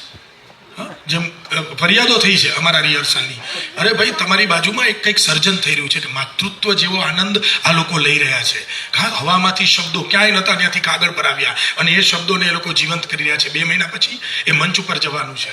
હા, એક નવું સર્જન થઈ રહ્યું છે. તો તમે એને સ્વીકારો, સહકાર આપો, અને સૌથી છેલ્લું ને અગત્યનું કામ એક્સેપ્ટન્સ અને કોઓપરેશન પછી આવે રિસ્પેક્ટ. તમે એને સન્માન આપો. હા, અને આટલા બધા લોકો અહીંયા ભેગા થયા છે ને, એટલે મને એમ હતું હું ટેકનિકલ થિયેટરની શું વાતો કરું, they are not from theatre બધા. તો મને એમ કે દે આર અવર રંગભૂમિ પ્રેક્ષકો વગર તો અધૂરી છે જ. એ બધા વારંવાર બોલે છે, પણ મારું એવું માનવું છે કે અવેતન રંગભૂમિ છે ને, આવા સ્વીકારનારા, સહકાર આપનારા અને સન્માન આપનારા લોકો વગર પણ અધૂરી છે. એ વગર અવેતન રંગભૂમિ ના ખીલી શકે, ના ઉગી શકે. તો તમારા બધાની એ આજથી એક નાની એવી ફરજ ગણજો કે તમારી બાજુમાં કોઈ સંગીત ક્લાસ, કોઈ નૃત્ય ક્લાસ, કોઈ નાટક, કોઈ પણ થિયેટર એક્ટિવિટી સાથે સંકળાયેલો કોઈ પણ પ્રવૃત્તિ થતી હોય તમારી આસપાસ, દોસ્તોમાં, મિત્રોમાં, તો તમે એમાં કદાચ ભાગ નથી લઈ શકતા, તમારા વ્યસ્ત જીવનમાં છો, તમે એને કોઈ બીજી રીતે મદદરૂપ નથી થઈ શકતા, પણ જે થઈ શકો હોય એને સન્માન આપજો. Give them respect. I have developed it. મને હમણાં જ રોહિત હસતો હતો કારમાં, વેન વી વર કમિંગ, કંઈક વાત થઈ ને, તો મારી ઓફિસમાં એક પ્રથા છે કે કોઈ આવીને એમ કહે, અને તમે અનુભવ કરજો, ખરેખર ખોટું બોલશો તોય થશે, કે એમ કહે ને કે હું આર્ટિસ્ટ છું, તો મારો જુનિયર કે કોઈ પૂછે નહીં, એનું કામ ફ્રી કરી દેવાનું. ઈ just has to say I M artist.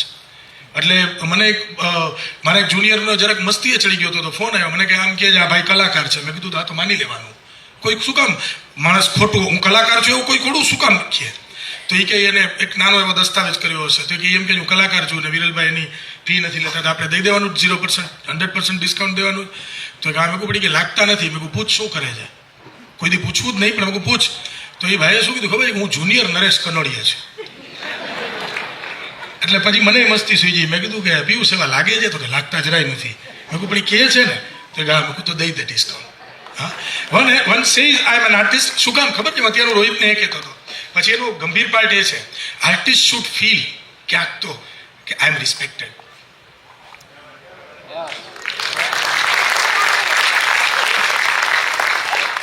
હું નાનો કે મોટો એ ઇમ્પોર્ટન્ટ નથી, પણ હું કલાકાર છું એનું મને ક્યાંક કોઈ એક જગ્યાએ ફાયદો થઈ રહ્યો છે, રિસ્પેક્ટ થઈ રહ્યું છે, દેટ ઇઝ ઇમ્પોર્ટન્ટ. તો આ 3 નાની વાત સાથે ધરાએ પણ એ વાત કરીને હું પણ એ કરું છું એન્ડમાં, કે એમ કહેવાય છે કે અમૂલકભાઈ તો પાછા શિક્ષક હતા, કે a book, a pen, a chalk and a teacher can change the world. એ વિશ્વ બદલી શકે.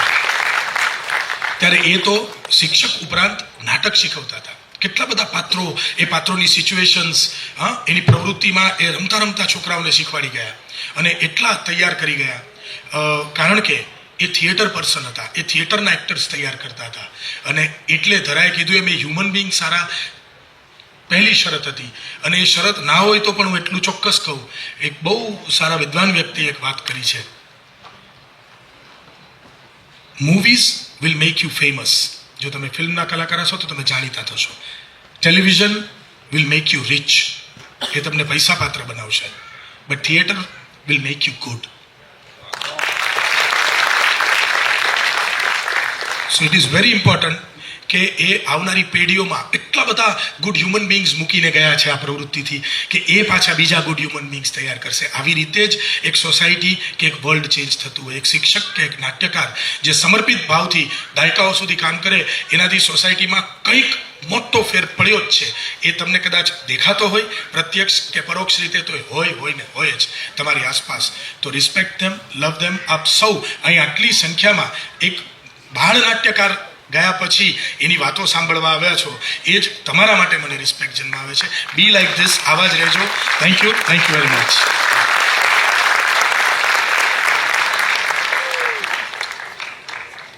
ખૂબ ખૂબ આભાર વિરલ સર. જે 3 એસની વિરલ સરે વાત કરી, કોએક્સિડન્ટ છે સર. આજે જ મેં થોડુંક એવું લેસન કર્યું હતું કે પપ્પા હતા ત્યારે તો મેં કોઈ નાટ્ય પ્રવૃત્તિમાં ભાગ નહોતો લીધો, પણ પપ્પા ગયા પછી આજે અમારે ચાલુ કરવું હતું તો પપ્પાના આશીર્વાદ તો મારી દીકરી ઝંખના ઉપર હતા જ તે. પણ જેમ કીધું કે રિસ્પેક્ટ આપવું જોઈએ ને સ્ટેજે આપવું જોઈએ ને, તો ઝંખનાને સ્ટેજ આપવાવાળા વિરલ સર છે કે જેને એને વિરાંજલીની અંદર સ્ટેજ આપ્યું. અને એક સરસ એમાં વાત છે કે ઝંખના ઓડિશન આપવા ગઈ એટલે ઝંખનાએ મને કીધું કે એક વિરલ રાજ સર છે જામનગરવાળા અને બીજા સાઈરામ સર છે. હવે સાઈરામ સર એક વખત ઘરે આવી ગયેલા હાલડા પુસ્તક માટે, એટલે પપ્પાને ઓળખતા હતા. એટલે મેં કીધું તું ઓડિશન દઈ દેજે, પછી આપણે કાંઈક એવું હશે તો વાત કરશું એમ. એટલે એને ઓડિશન આપ્યું. એટલે વિરલ સર સાહેબે પૂછ્યું કે તમારા પરિવારમાં કોઈ નાટક કરે છે કે તમે કોઈ આની પહેલા સ્ટેજ શો કરેલા? હા, એવું પહેલા પૂછ્યું કે આમાં તમારા પહેલા તમે કોઈ પહેલા આની પહેલા નાટક કે સ્ટેજ શો કે આવું કંઈ કરેલું? ઝંખનાએ કીધું કે ના, મેં આવું કાંઈ નથી કર્યું એમ, કે એવું બને જ નહીં, કાંઈક તો હશે જ એમ. એટલે ઝંખનાએ કીધું કે હા, મારા દાદા નાટક કરતા હતા. ધેટ્સ ઇટ, તો જ તમારા માં આવે કે તમારે જે બોડી તમારે જે ડાયલોગ બોલવાની સ્ટાઇલ છે, તમારા બોડી કોસ્ચ્યુમ છે, એ બતાવે છે કે તમારા જીન્સની અંદર આ કંઈક વસ્તુ પડી છે. એ પારખનારા વિરલ સર છે. તો એના કારણે આજે ઝંખના સ્ટેજ ઉપર છે. ને મને જ્યારે આ નાટકો કરવા હતા ત્યારે હું તો હાવ પ્લેટફોર્મનો જાણ્યો જ હતો, પણ અહીંયા બેઠેલા એવા ઘણા બધા લોકો છે કે જેને મને પ્રોત્સાહન આપ્યું.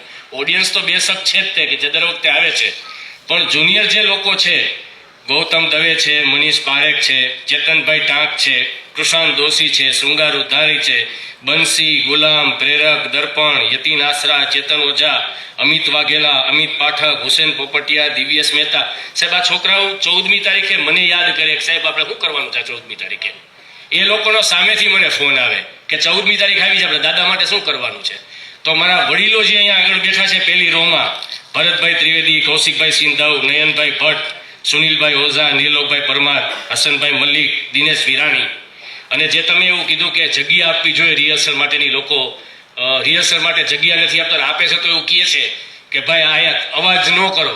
ત્યારે અમારે વિરણિયા સ્કૂલવાળા ન્યૂ એરા સ્કૂલના ચેરમેન છે અજયભાઈ, એને હું એકવાર મળવા ગયો કે રાજકોટમાં રિહર્સલ માટેની કંઈ જગ્યા નથી, આપણી સ્કૂલ છે નહીં કે શું કરવું તમારે? બધું રિહર્સલ કરવું છે, કાલથી આવી જાવી કે. મેં તો ક્યાં કરી શકે, તમને જ્યાં મજા આવે અહીંયા કરો, સ્કૂલ પૂરી થાય પછી કરજો. 7 વાગ્યા સુધી સ્કેટિંગ કરતા હોય છે છોકરા, એ પછી તમારે જ્યાં કરવું એ કરો. સાહેબ, 3 વર્ષ થયા અમે ત્યાં રિહર્સલ કરી છે, અને એ માણસે ક્યારેય મને પૂછ્યું નથી કે તમે આવો છો કે નહીં. ત્યાં રાતના ગેટમેનની ચોકીદારી નથી. એને એવું કીધું રાત્રે તમે ડેલો બંધ કરીને જાજો, આ જવાબદારી તમારી.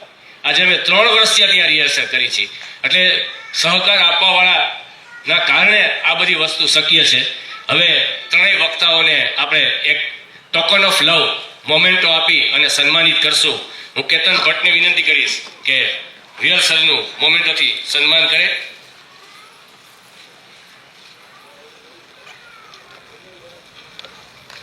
આપણે તાળીઓથી વધાવશું સગે. જિજ્ઞાસાને વિનંતી કરીશ કે ધરા ત્રિવેદીનું, અમારા માટે ધરા દવે છે, પણ ધરા ત્રિવેદીનું મોમેન્ટોથી સન્માન કરે.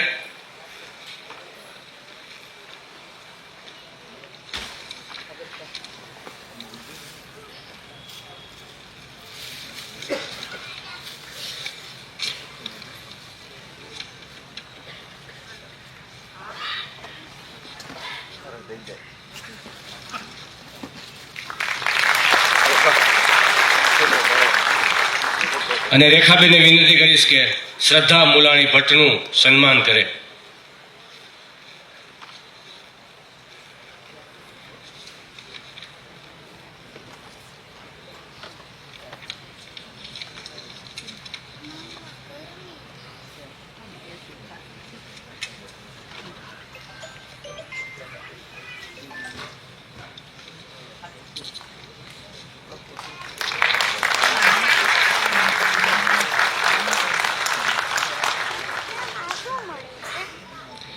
અને જે નાટકો વિશે વાત થઈ, જે નાટકોની ચર્ચાઓ થઈ, એવું એક સરસ મજાનું હવે આપણે નાટક એક 5 મિનિટના વિરામ બાદ મનાવશું.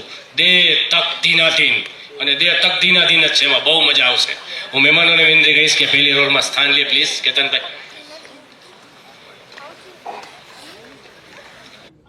5 મિનિટના વિરામ આપણે માણીએ નાટક દે તક ધીનાધીન. Thank you.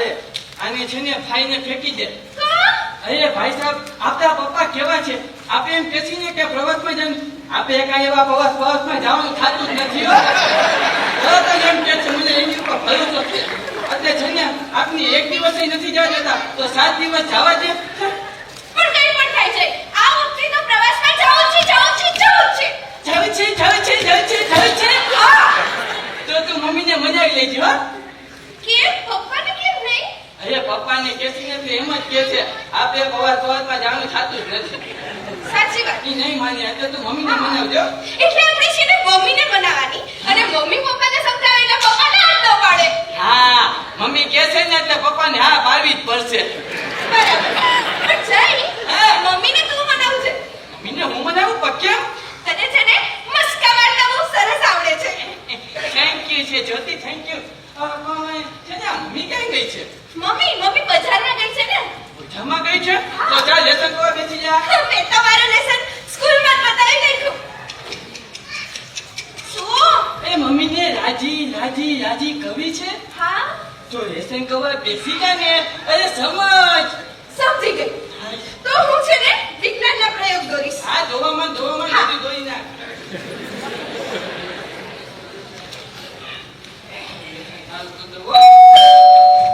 એ મમ્મી આવી હવે તો કોઈ. તું લેસન કરતો રહેજે. હા હા. એ મમ્મી.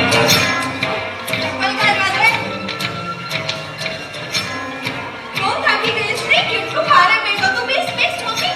હું છે ને પંખો કરું હો. એ મમ્મી તારા માટે પાણી લઈ આવું, પાણી.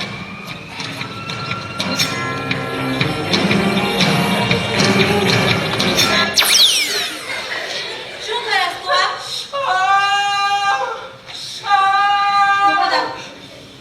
બધા ફટાફટ. શું?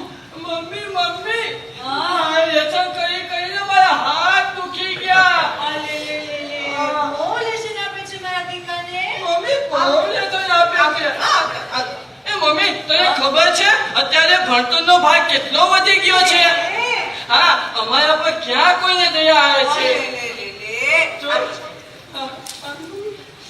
અલે મમ્મી પાણી પી.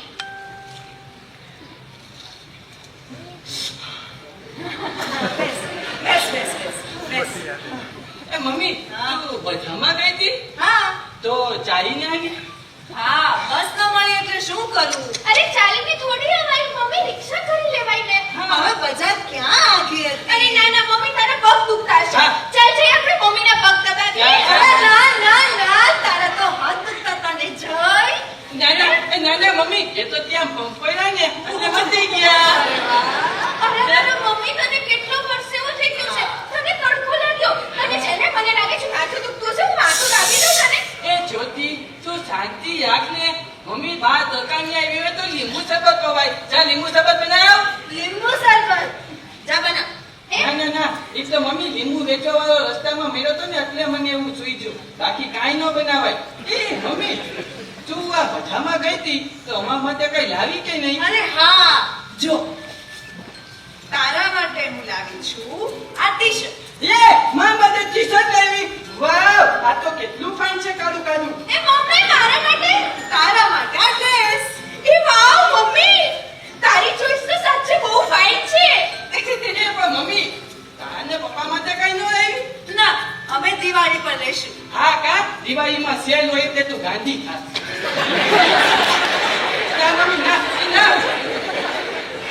મમ્મી તો એ બેસ તો. બોલો. આ તો તું મને એકદમ વાલી લાગે છે. મમ્મીનો ચમચો. મમ્મી તો મને બહુ વાલી લાગે છે. ના મમ્મી મને વાલી લાગે છે. મમ્મી વાલી લાગે છે. શું મને વાલી લાગે છે? મને વાલી લાગે છે? કેમ આજે મમ્મી આટલી બધી વાલી કેમ લાગે છે? હે? કેમ? એ મમ્મી કુચી એ મમ્મુ એ લાડુ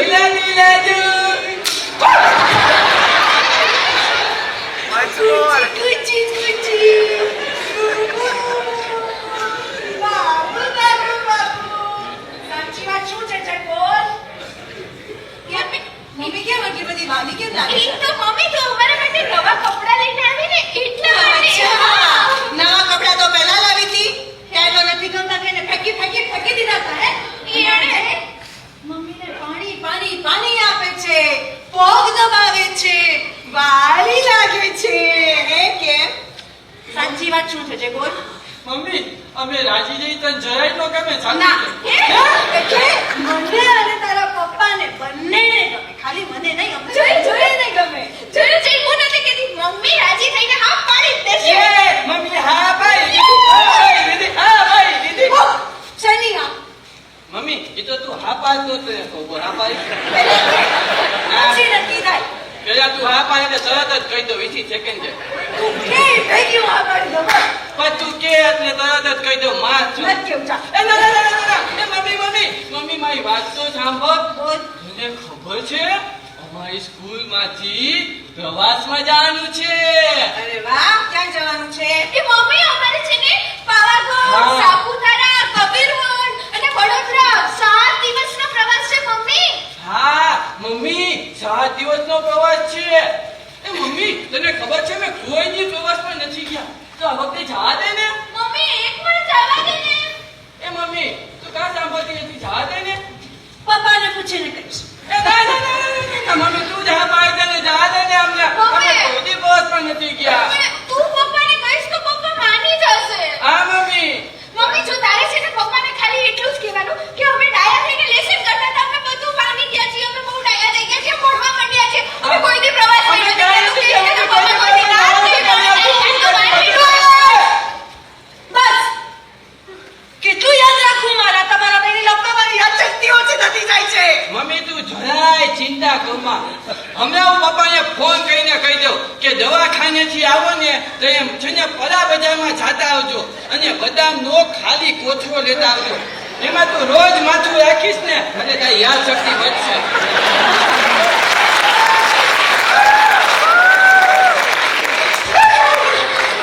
તારી જીભ બહુ વધતી જાય છે. ન જા દે પ્રવાસમાં, જા. ને મમ્મી જા દે ને ના ના મમ્મી એ તો હું ભૂમાં પડી ગયો તું જા દે ને મમ્મી એ મમ્મી સાંભળ અમારી કેટલી બધી તારી ફ્રેન્ડ જાય છે. હા મને માહિતી આપે છે. હા હા હા પાછી બસ. શું છે જો મમ્મી મમ્મી બતાવ તો જો આ ફોન પાસ આમાં બધું લખ્યું છે અમારે ક્યાં જવાનું ક્યાં રોકાવાનું ક્યાં ઉતરવાનું બસ આમાં બધું લખ્યું છે મમ્મી વાંચ. જા જા ભાઈ છે મમ્મી ન બોલું કોઈ દી બરાબર 9,000 રૂપિયા ભરવાના? ભાઈ એટલા તો થાય ને એ તમારા મહિના ગણું તો મારે 18,000 રૂપિયા ભરવાના? અરે મમ્મી તું ચિંતા કરમાં એ તો પપ્પા એક ઓપરેશન વધારે કરશે ઈ તો તારા પપ્પાને જય એમ ન બોલાય મમ્મી હા પાડી દે ને હું શું કરે છે પપ્પા આવે પછી વાત. નાના પપ્પાને નાચ પાછળનો વિશ્વાસ આપી દે ને અરે મમ્મી અમે ખાલી ત્યાં ફરવા નથી જતા અમારે ત્યાં જાણવા જોવા શીખવાનું કેટલું બધું છે હા, અને મમ્મી તું પપ્પાને મનાવીશ ને તો પપ્પા તરત માની જશે સમજી તું ના બોલ, સમજા. અરે તને સમજાવવાની કઈ જરૂર જ નથી તું તો પહેલેથી ટ્રેન છો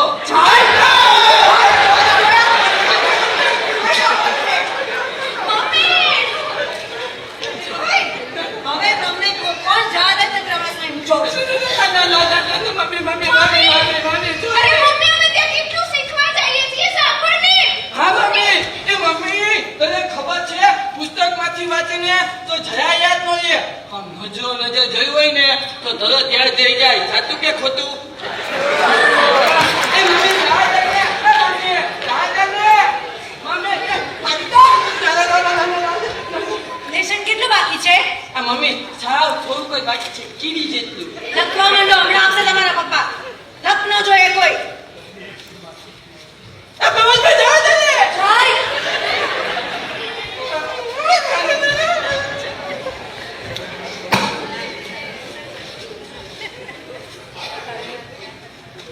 એ જોયું છો કે અંદર વાગે નાતે લેસન કરવા બેસાડ્યા હવે શું કરતી હવે શું આવી રીતે પપ્પાને મનાવવાની ટ્રાય કરશું પપ્પા આવે ને તો આજે તું એને મનાવજો હું નહીં મનાવું કા તને પપ્પાથી બહુ બીક લાગે છે જરાય નહીં હે પણ મારાથી આજે પરાક્રમ થઈ ગઈ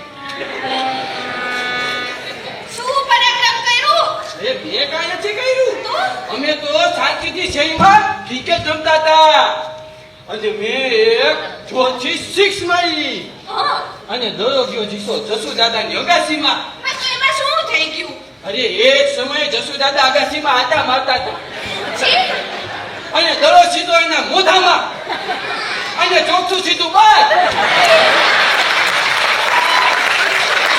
એટલે તે જસુ દાદાનું ચોખ્ખું તોડી નાખ્યું ના ચોથું તો સાચું જ છે પણ જસુ દાદા ક્યાં આટલું પછી કે કેવું મારે તો તમારી સંભળાય છે બધું સંભળાય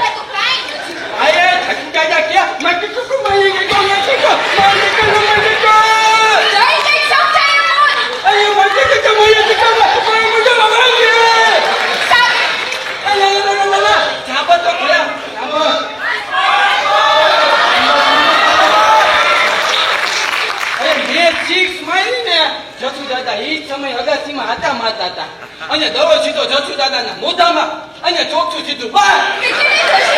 ચોખ્ખું તોડી નાખ્યું. ના ના ના ના ચોકઠું તો સાદું જ છે. જસુ દાદા ક્યાં આ તો પછી સંભળાય છે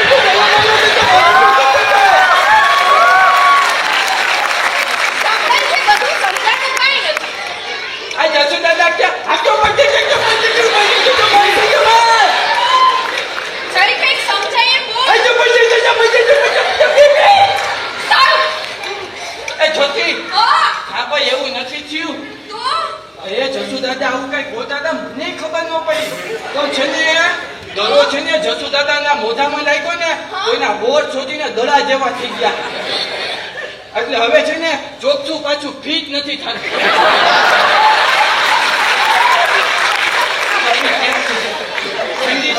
અને પાછા જસુ દાદા કેવા ભાગ્યા ખબર છે હા. પપ્પાની જ હોસ્પિટલે ગયા. પતી ગયું. જયંતી, એટલે વાતમાંથી વાત થાય એટલે જસુ દાદા કે તમારો ભાઈ મેં મોઢામાં થઈ ગયો. તું છે ને પપ્પા આવે ને જઈ હા. એનાથી 12 ગામ દૂર જ રહે છે. હા હા હું ભાગો થયો જાય પણ હું છે ને સાંભળ, હું પપ્પાને આમ એવી સરસ રીતે બધી વાત કરીશ ને કે પપ્પા તરત પ્રવાસમાં જવા દેવાની હા પાડશે અને પછી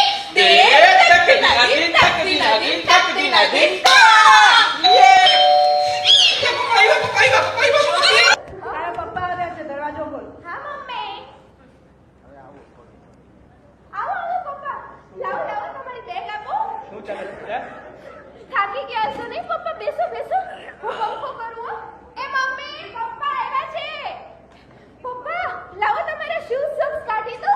ના ના હું કાઢી લઈશ પણ આપણા જયકુમાર ક્યાં?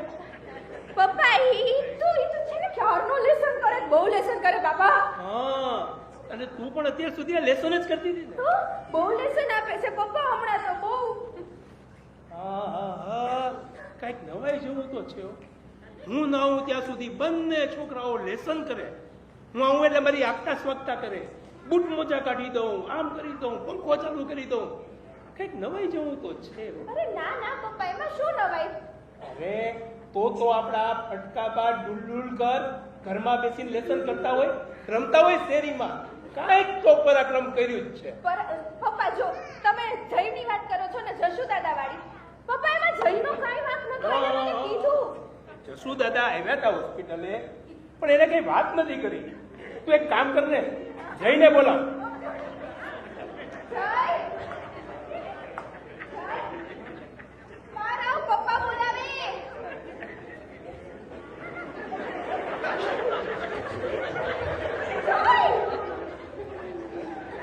જય પપ્પા મળશે નહીં.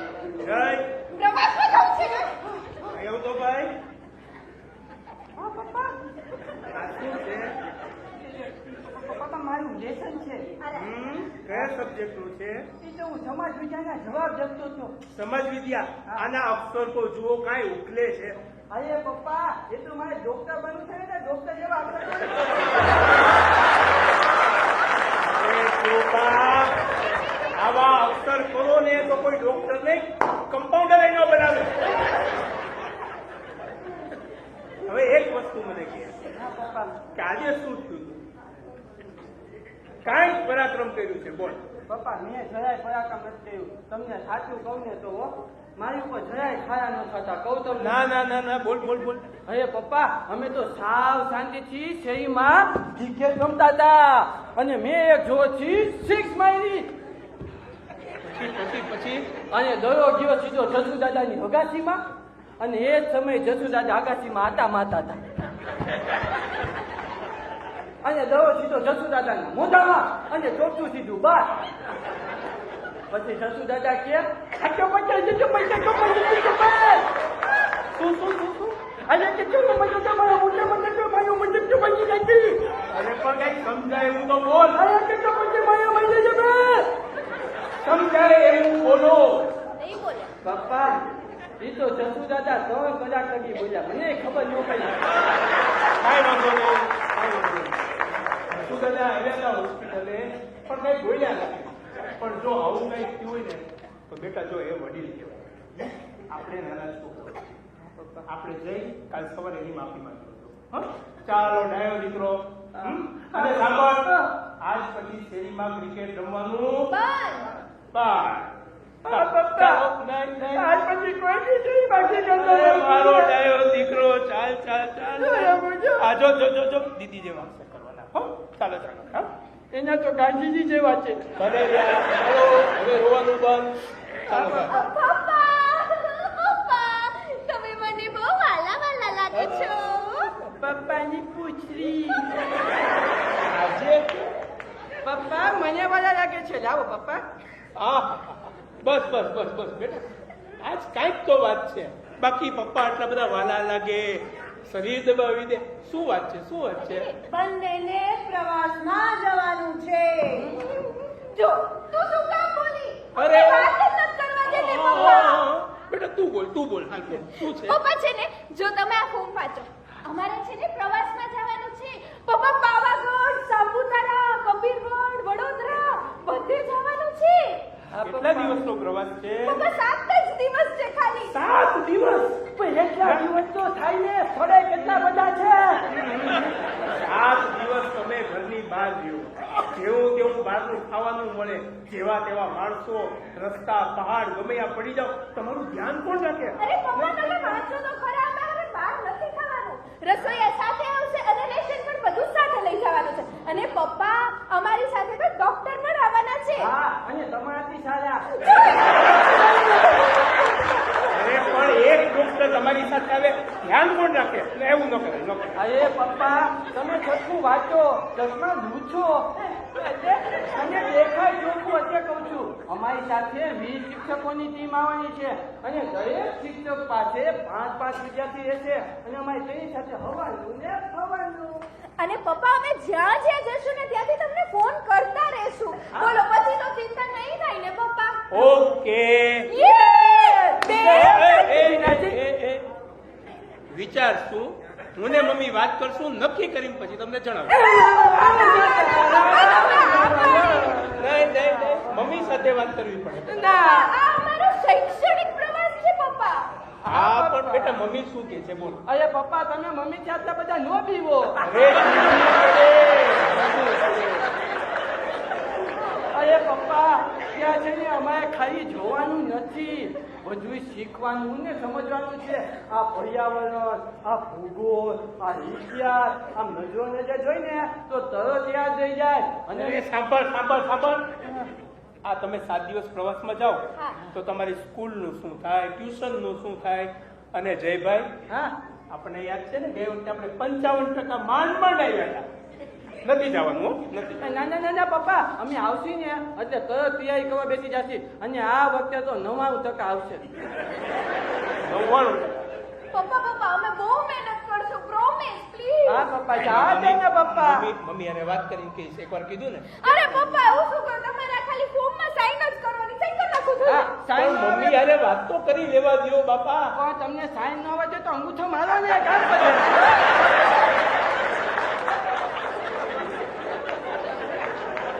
આનું શું કરવાનું છે? પપ્પા મમ્મી આવી ગઈ, પૂછી લ્યો, અત્યારે જ પૂછો, જલ્દી પૂછો. જ્યોતિ, આટલી બધી શું ઉતાવળ છે? પહેલા જમી લો, પછી બધી વાત થશે.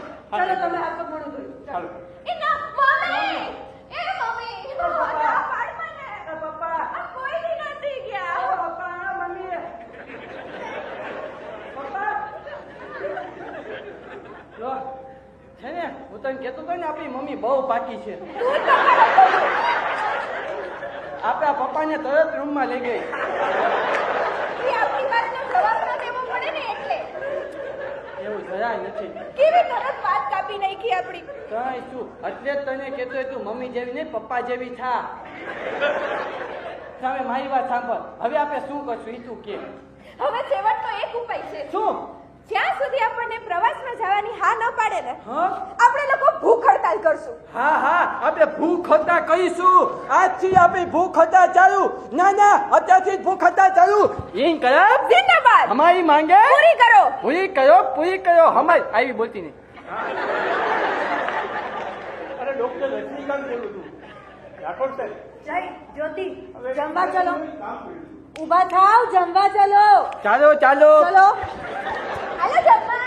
ચાલો પેટમાં ખાધો પૂરી લઈ ચાલો. જોય જ્યોતિ રમત બંધ કરો ને જમવા ચાલો. તમારી વાળી કેટલા વાગ્યા સુધી રમવા પકડી રહેવાના? ઊભા રહો ચાલો ફટાફટ. ચાલો બચ્ચાઓ જમવા ચાલો.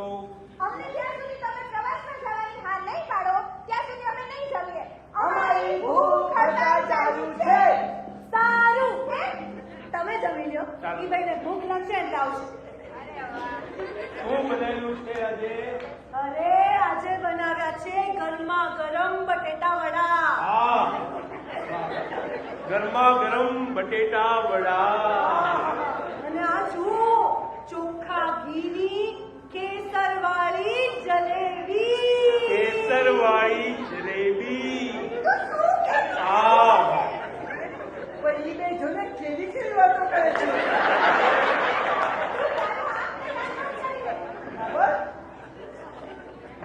કેવા બન્યા છે વડા? અરે બહુ સરસ બન્યા છે બટેટા વડા. હા, હા હા હા આ જલેબીની સુગંધ તો મારા નાકમાં ગઈ. હા બસ કઈ અરે આ જલેબી તો બહુ સરસ. વાહ વાહ વાહ. આ નાક પણ કહેવાય ન કહેવાય. હમણાં મારું નામ બોલો ભાઈ નામ થઈ જાય. નાક ન બંધ કહેવાય કોઈથી. જય જ્યોતિ બહુ સારું. હવે ચાલો ને જમવા ભાઈ સાહેબ. ચાલો ને બેટા. ન્યાય ન્યાય ન્યાય. અમે કાંઈ જોઈ શકતા નથી. અમે કાંઈ સાંભળી શકતા નથી. અમારી ભૂખ હડતાલ ચાલુ છે. એમ કયા? જિંદાબાદ. અમારી માટે પૂરી કરો. સારું તમે જમી લીધું ને? હા તો હું બધું રસોડામાં મૂકી આવું છું. પછી કાંઈ મળશે નહીં. અરે પણ તું શું કામ કરે છે? આ જ્યોતિ ફ્રી જ છે. એને કે જ્યોતિ મમ્મીને મદદ કરો. તને કોઈ બોલાતું નથી. ખોટું બોલે સાવ. હવે બિચારી સવારની ભૂખી હોય એને ક્યાં હેરાન કરવી? કાના દીકો બિચારી બિચારીની બહુ દયા આવતી હોય તો પ્રવાસમાં જવા દે ને. આ પપ્પા જાજો ને. બીવોમાં જાવા જો ને. અરે સુરભી, એ આવી સવારે નાસ્તામાં શું? હું વિચારું છું કે રવાની ઉપમા બનાવી દઉં. ઉપમા. વાહ વાહ વાહ વાહ. અને બપોરે જમવામાં પૂરી બટેટાનું શાક અને શ્રીખંડ. હા શ્રીખંડ.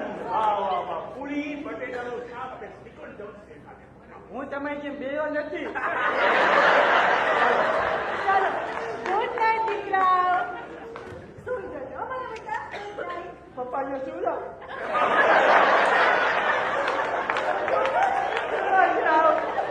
આવે છે કોઈને ભૂખ્યા બાળકોની દયા આવે છે. અરે રે દયાહીન થયા મા બાપ. નહીંતર આવું ન થાય. પેટ ભરીને ખાય મા બાપ અને છોકરા રે ભૂખ્યા ભટ્ટ. શું કયો છો જતીન ભટ્ટ?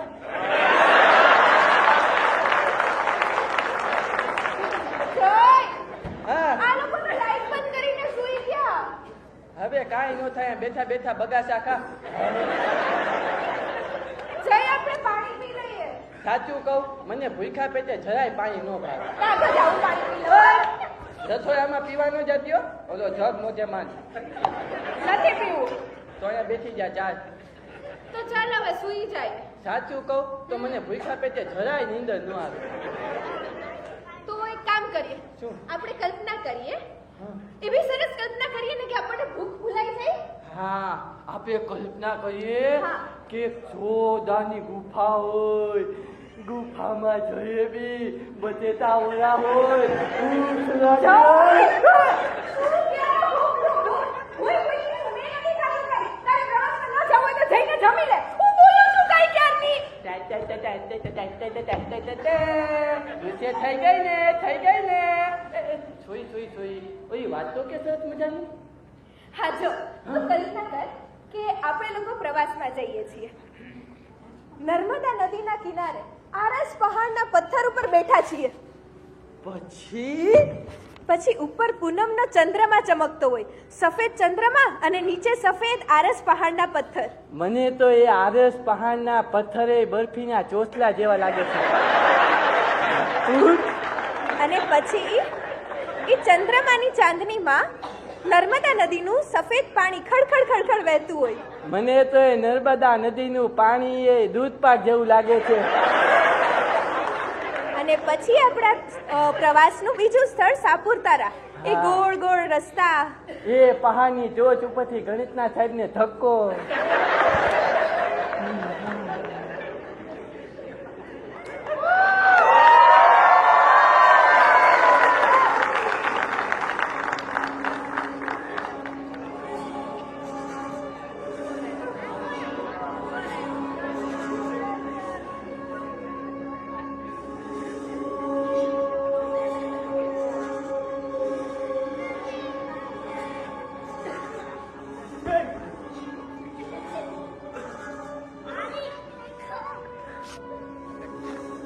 એનો અવાજ આવ્યો.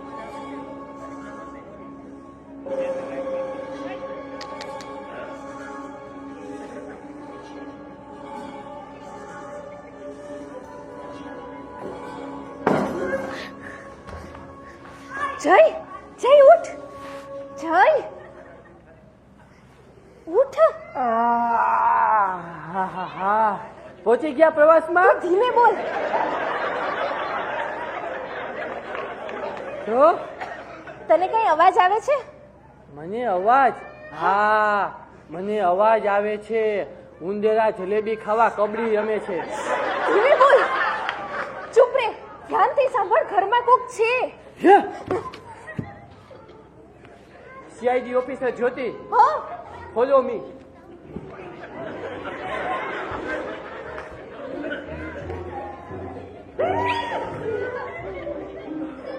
તું ભૂત જેવી દેખાય છે. જ્યોતિ, ફોલો મી. આવે. Inspector Jyoti, please right on.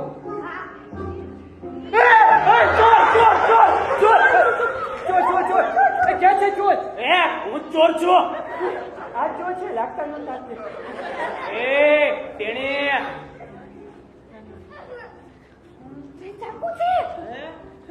કોણ છો તમે? માનસ, માનસ. તો હું તને જનાવર દેખાઉં? ના ના, એ તો મોઢું એવું છે તમારે. ભાઈ, અમે છે ને બાજુના ઘરમાં રહીએ છીએ. હા હા, તો અહીંયા શું કરે? સાચું બોલજો નહીં તો ભાઈ સાહેબ, અમને મારશો નહીં. અમે તો ગરીબ માયા નથી, અમારે ખાવાના તાના. અમે તો છે ને આ બાજુની અગાસી તપીને અહીંયા ખાવા આવ્યા હતા. સમજા તમે?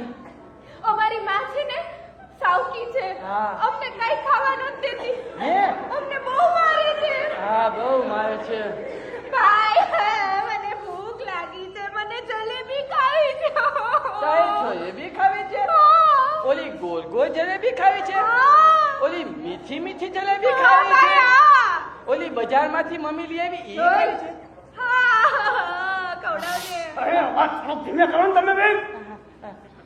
તું છે ને હમણાં તને જલેબી ખવડાવ તો એકદમ છાની રહી જા. પેલા હું એને વાત કરી લઉં. એ પાર્ટી ના ના ના, એ તો છોટા ભીમ જો ને એટલે પાવર આવી જાય. તમે અહીંયા શું કરવા આવ્યા છો? ચોરી કરવા આવ્યો. એકવાર તો કીધું ચોર છું. હા તો ચોરી કરવા જાવ ને. જાઓ, જાઓ. હા જાઓ. હા. તમને બે માંથી એક ખબર કે આ બધા ઘરેણાની બધું ક્યાં રાખે છે? હા હા. મને ખબર, મને ખબર. અહીંયા જો અહીંયા છે ને એ લોકોનું રસોડું છે. રસોડાથી તમે આમ જશો ને ત્યાં સ્ટોર રૂમ છે. સ્ટોર રૂમમાં એક કબાટ છે અને એ કબાટમાં એ લોકો બધા ઘરેણા અને પૈસા રાખે છે. બરોબર. તો આ રૂમમાં કોણ સૂતું છે? એ તમે ચિંતા કરો માં. એ રૂમમાં છે ને ગઈઢા બાપા માજી જે છે. સાંભળતા નથી, કોઈનું માનતા નથી, એટલે ઉપાધિ જેવું નથી. બરોબર બરોબર. ચોરી કરો જાઓ. હા હાલે ચકલી બતાવ તો. ઓય જો ભાઈ, તમને ખબર છે ને શું કામ ખબર છે? કારણ કે ઈ રોજ અહીંયા સંજવારીને પોતા કહું આવે છે. એ ના ના ના ના ના ના, એમ નહીં. એને ઈ કહી દે ને કે આપણે ચાવી ક્યાં રાખી છે. એ ના ના ના ના, ઓલા ગઈઢા ક્યાં ચાવી રાખી છે? તું કે છે ને તો કહી દઉં હો જાય. એ લોકો ચાવી છે ને આ રસોડું છે ને એની ઉપર એક અલમારી છે. અચ્છા. એમાં સ્ટીલનો ડબ્બો છે. એમાં જ બધી ચાવી રાખે છે એ લોકો. તને કેમ ખબર? હે? એ કેટલી વાર કેવું ગજની કે અહીંયા સામેની ને પોતા કવા આવે છે. તને બહુ ચડી છે નહીં ચડી? ના ના ના ના એટલે હમણાં એને દિવાળીનું કામ કર્યું ને એટલે ખબર છે. આ તો એક કામ કરો, હા હું ચોરી કરી લઉં ત્યાં તમે બધું ઝાપટી નીકળો અહીંથી, બરોબર? એમ નહીં. તો ભાઈ હા બોલ. તમને ભૂખ લાગી છે? લાગી તો છે થોડી. તો આવો આવો બેસો બેસો. અતિથિ દેવો. કાંઈ ખાવું બાવું નથી હો મારે. હા હું ચોરી કરી લઉં ત્યાં તમે ધ્યાન રાખો, બરોબર? હું તમને રસોડું બતાવું. આને રસોડું બતાવ. પેલું કાંઈક કીધી હતી. જાઓ જાઓ હાલો. અંદર અંદર જાઓ જાઓ જાઓ જાઓ જાઓ જાઓ. ઉપર છે ને ઉપર અલમારી. એમાં બાજુનો ડબ્બો. ચાલવા. ઈ હા. હા હા. એની અંદર ચાવી છે. હા હા એ ના ના ના જો જો ઉપર ચડો. હા એ લોકની ડબ્બામાં. એ લોકના ડબ્બામાં છે. એમાં નથી. બાજુમાં. હાય. હા ઉંદેરો ફૂલાઈ ગયો હવે દે તકદીના દિન તકદીના દિન તકદીના દિન યે ચાલ ઓય ઊભી એક મિનિટ ઊભી રહે પેલા હું બધી જલેબી હબોરી જાઉં હું ભૂખી છું. હા કા તુંય ભૂખ હતા માતી મમ્મી આવી રહ્યો ને એટલે માઈ યાચક એ હા આ નીચે પડેલું ખાવું હોય ને તો રામ કે ભૂત પૂછવું પડે પૂછો ઈ તો આ લોકો કહી દેશે રામ કે ભૂત. ખોટું બોલે છે ભૂત છે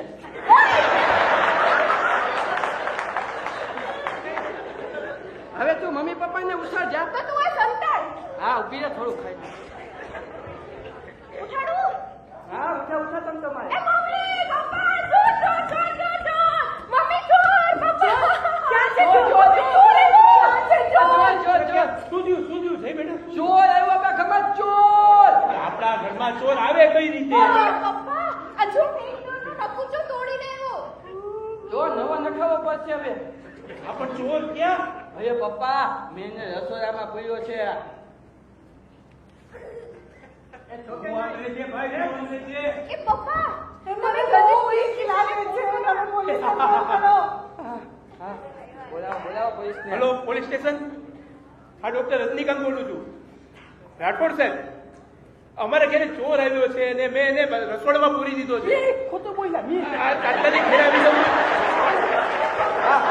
computer 15 number 10 doctor Rajinikant Joshi. Bus આવે છે આવે છે. તમને બેને બીક ન લાગી? અને 1 મિનિટ અડધી રાત સુધી તમે કઈ ઘરમાં કરતા નશું બોલો તો. હા. અરે મમ્મી અમને ભૂખ્યા પેટ નીંદર નથી આવતી એટલે અમે કઈ વાતો કરતા હતા. મમ્મી ચોર આવ્યો ને તો પેલા તો બહુ બીક લાગી પણ આ જઈ છે ને જઈએ યુક્તિ ઘડી કાઢી હો. હા પપ્પા મેં કીધું અમે છી ગરીબ માલા અમારે નથી ખાવાના દાના અને પાછું મેં કીધું અમે બાજુની અગાસીમાંથી અહીંયા ટપીને ખાવા માટે આવ્યા છીએ ગરીબ માળા. અને અને મમ્મી અમે લોકો એને એવું કીધું કે અમારી માં છે ને ઈ સાવકી છે. અમને ખાવા નથી દેતી. અમને બહુ મારે છે. હા સાવકી માં? ગરીબ માળા. પણ સાવકી? ગરીબ. હા ઓહો રાઠોડ સાહેબ, આવો. આ જો આ મારા બંને છોકરાએ હિંમત કરીને ચોરને રસોડામાં પૂરી દીધો છે. બાબા તમે એને પકડી લ્યો. બાબા બાબા અચ્છા ચોર એ પપ્પા પપ્પા આ નક્કી તમારા પેશન્ટ હશે મારા જ પેશન્ટ છે. અત્યારે જામ થાય છે બાબા બાબા ડોક્ટર રજનીકાંત, તમારા બંને બાળકો ખૂબ હિંમતવાન છે. એમણે આ ચોરને પકડવા બહુ મોટી મદદ કરી છે. ભારત સરકાર એમને વીર બાળકો તરીકે સન્માન કરે એવી ભલામણ કરીશ. પણ ઇન્સ્પેક્ટર અંકલ મારી એક મદદ કરશો મારી જડી તમારું પેન્ટ સરખું છે તે બોલો બેટા, શી મદદ કરું? અરે ઇન્સ્પેક્ટર અંકલ મારા પપ્પા છે ને એ અમને છે ને પ્રવાસમાં નથી જવા દેતા એને કયો ને જવા દે જવા દે. રજનીકાંતભાઈ, એમને પ્રવાસમાં જવાની રજા આપો. અરે તમારા લોકોનું પ્રવાસમાં જવાનું પહેલેથી નક્કી હતું. શું કહો છો રાઠોડ સાહેબ? Yes. આ તો અમે તમારી ચકાસણી કરતા હતા. અમે જોતા હતા કે તમે 7 દિવસ ઘરથી દૂર રહ્યો તો ખાધા પીધા વગર રહી શકો, જેવું તેવું ખાવાનું મળે તો ખાઈ શકો, એવા સંજોગો ઊભા થાય તો તમે લડી શકો કે નહીં. પણ તમે એ પરીક્ષામાં પાસ થઈ ગયા છો એટલે તમારા પ્રવાસમાં જવાનું ફાઇનલ. શું કહેજો? તમારા પ્રવાસની ફી તો પહેલેથી જ ભરી દીધી છે. અરે આ ચોર નથી, આ પોલીસ છે, પણ મારા મિત્ર છે. આ અમારું એક નાટક હતું.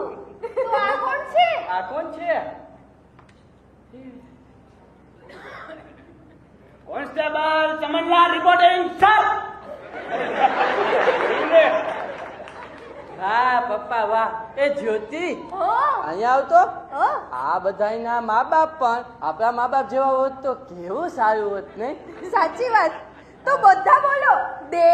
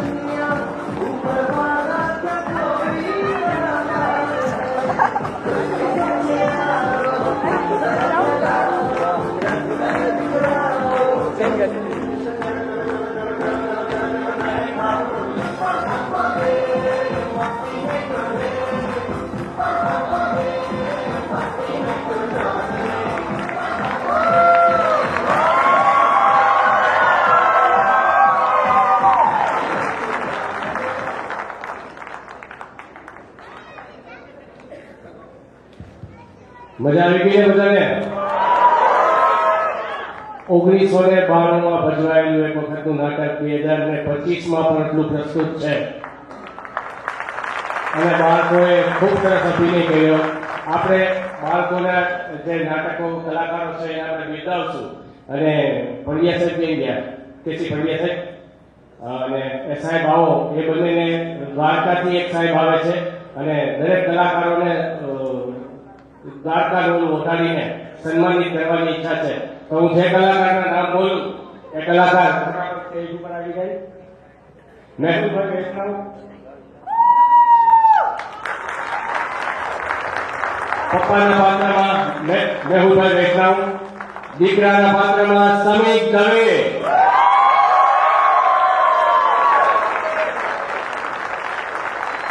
દીકરીના પાત્રમાં હેતાંગી વૈષ્ણવ,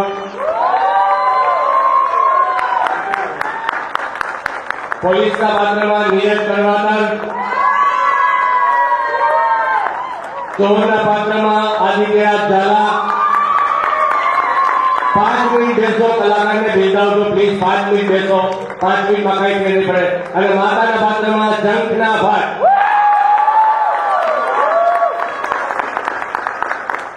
અને નાટકના દિગ્દર્શક નયન ભટ્ટ.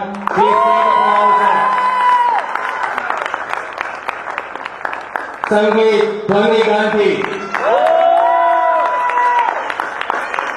પ્રકાશ સંચાલન ચેતનભાઈ ટાંક અને સંગીત સંકલન પણ નીરજ કરવાતા. બધાને તાળીઓથી આપણે બિરદાવશું. ચાલો એક સારો ગાડીને સન્માન કરશો. જિજ્ઞાસા કવર સાહેબની સાથે સન્માન કર્યું. કેતનભાઈ આપ પણ આવો. સાલ ઓઢાડીને સન્માનિત કરે છે બધાને. સન્માન કરશો. જિજ્ઞાસા કવર સાહેબની સાથે સન્માન કર્યું. કેતનભાઈ આપ પણ આવો. સાલ ઓઢાડીને સન્માનિત કરે છે બધાને.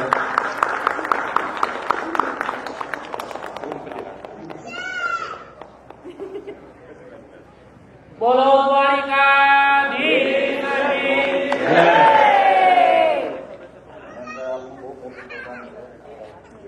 હજી એક નાનકડું સરપ્રાઈઝ બાકી છે.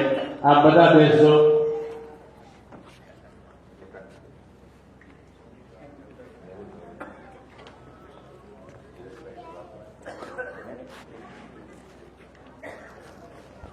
પ્રાચીબેન આવો તમે સ્ટેજ ઉપર. અમારે પ્રાચીબેન એક નાનકડું ગીત ગાશે. આપણે બધા એની સાથે અમુલક દાદાની યાદમાં એક નાનકડું ગીત આપણે બધા ગાશું.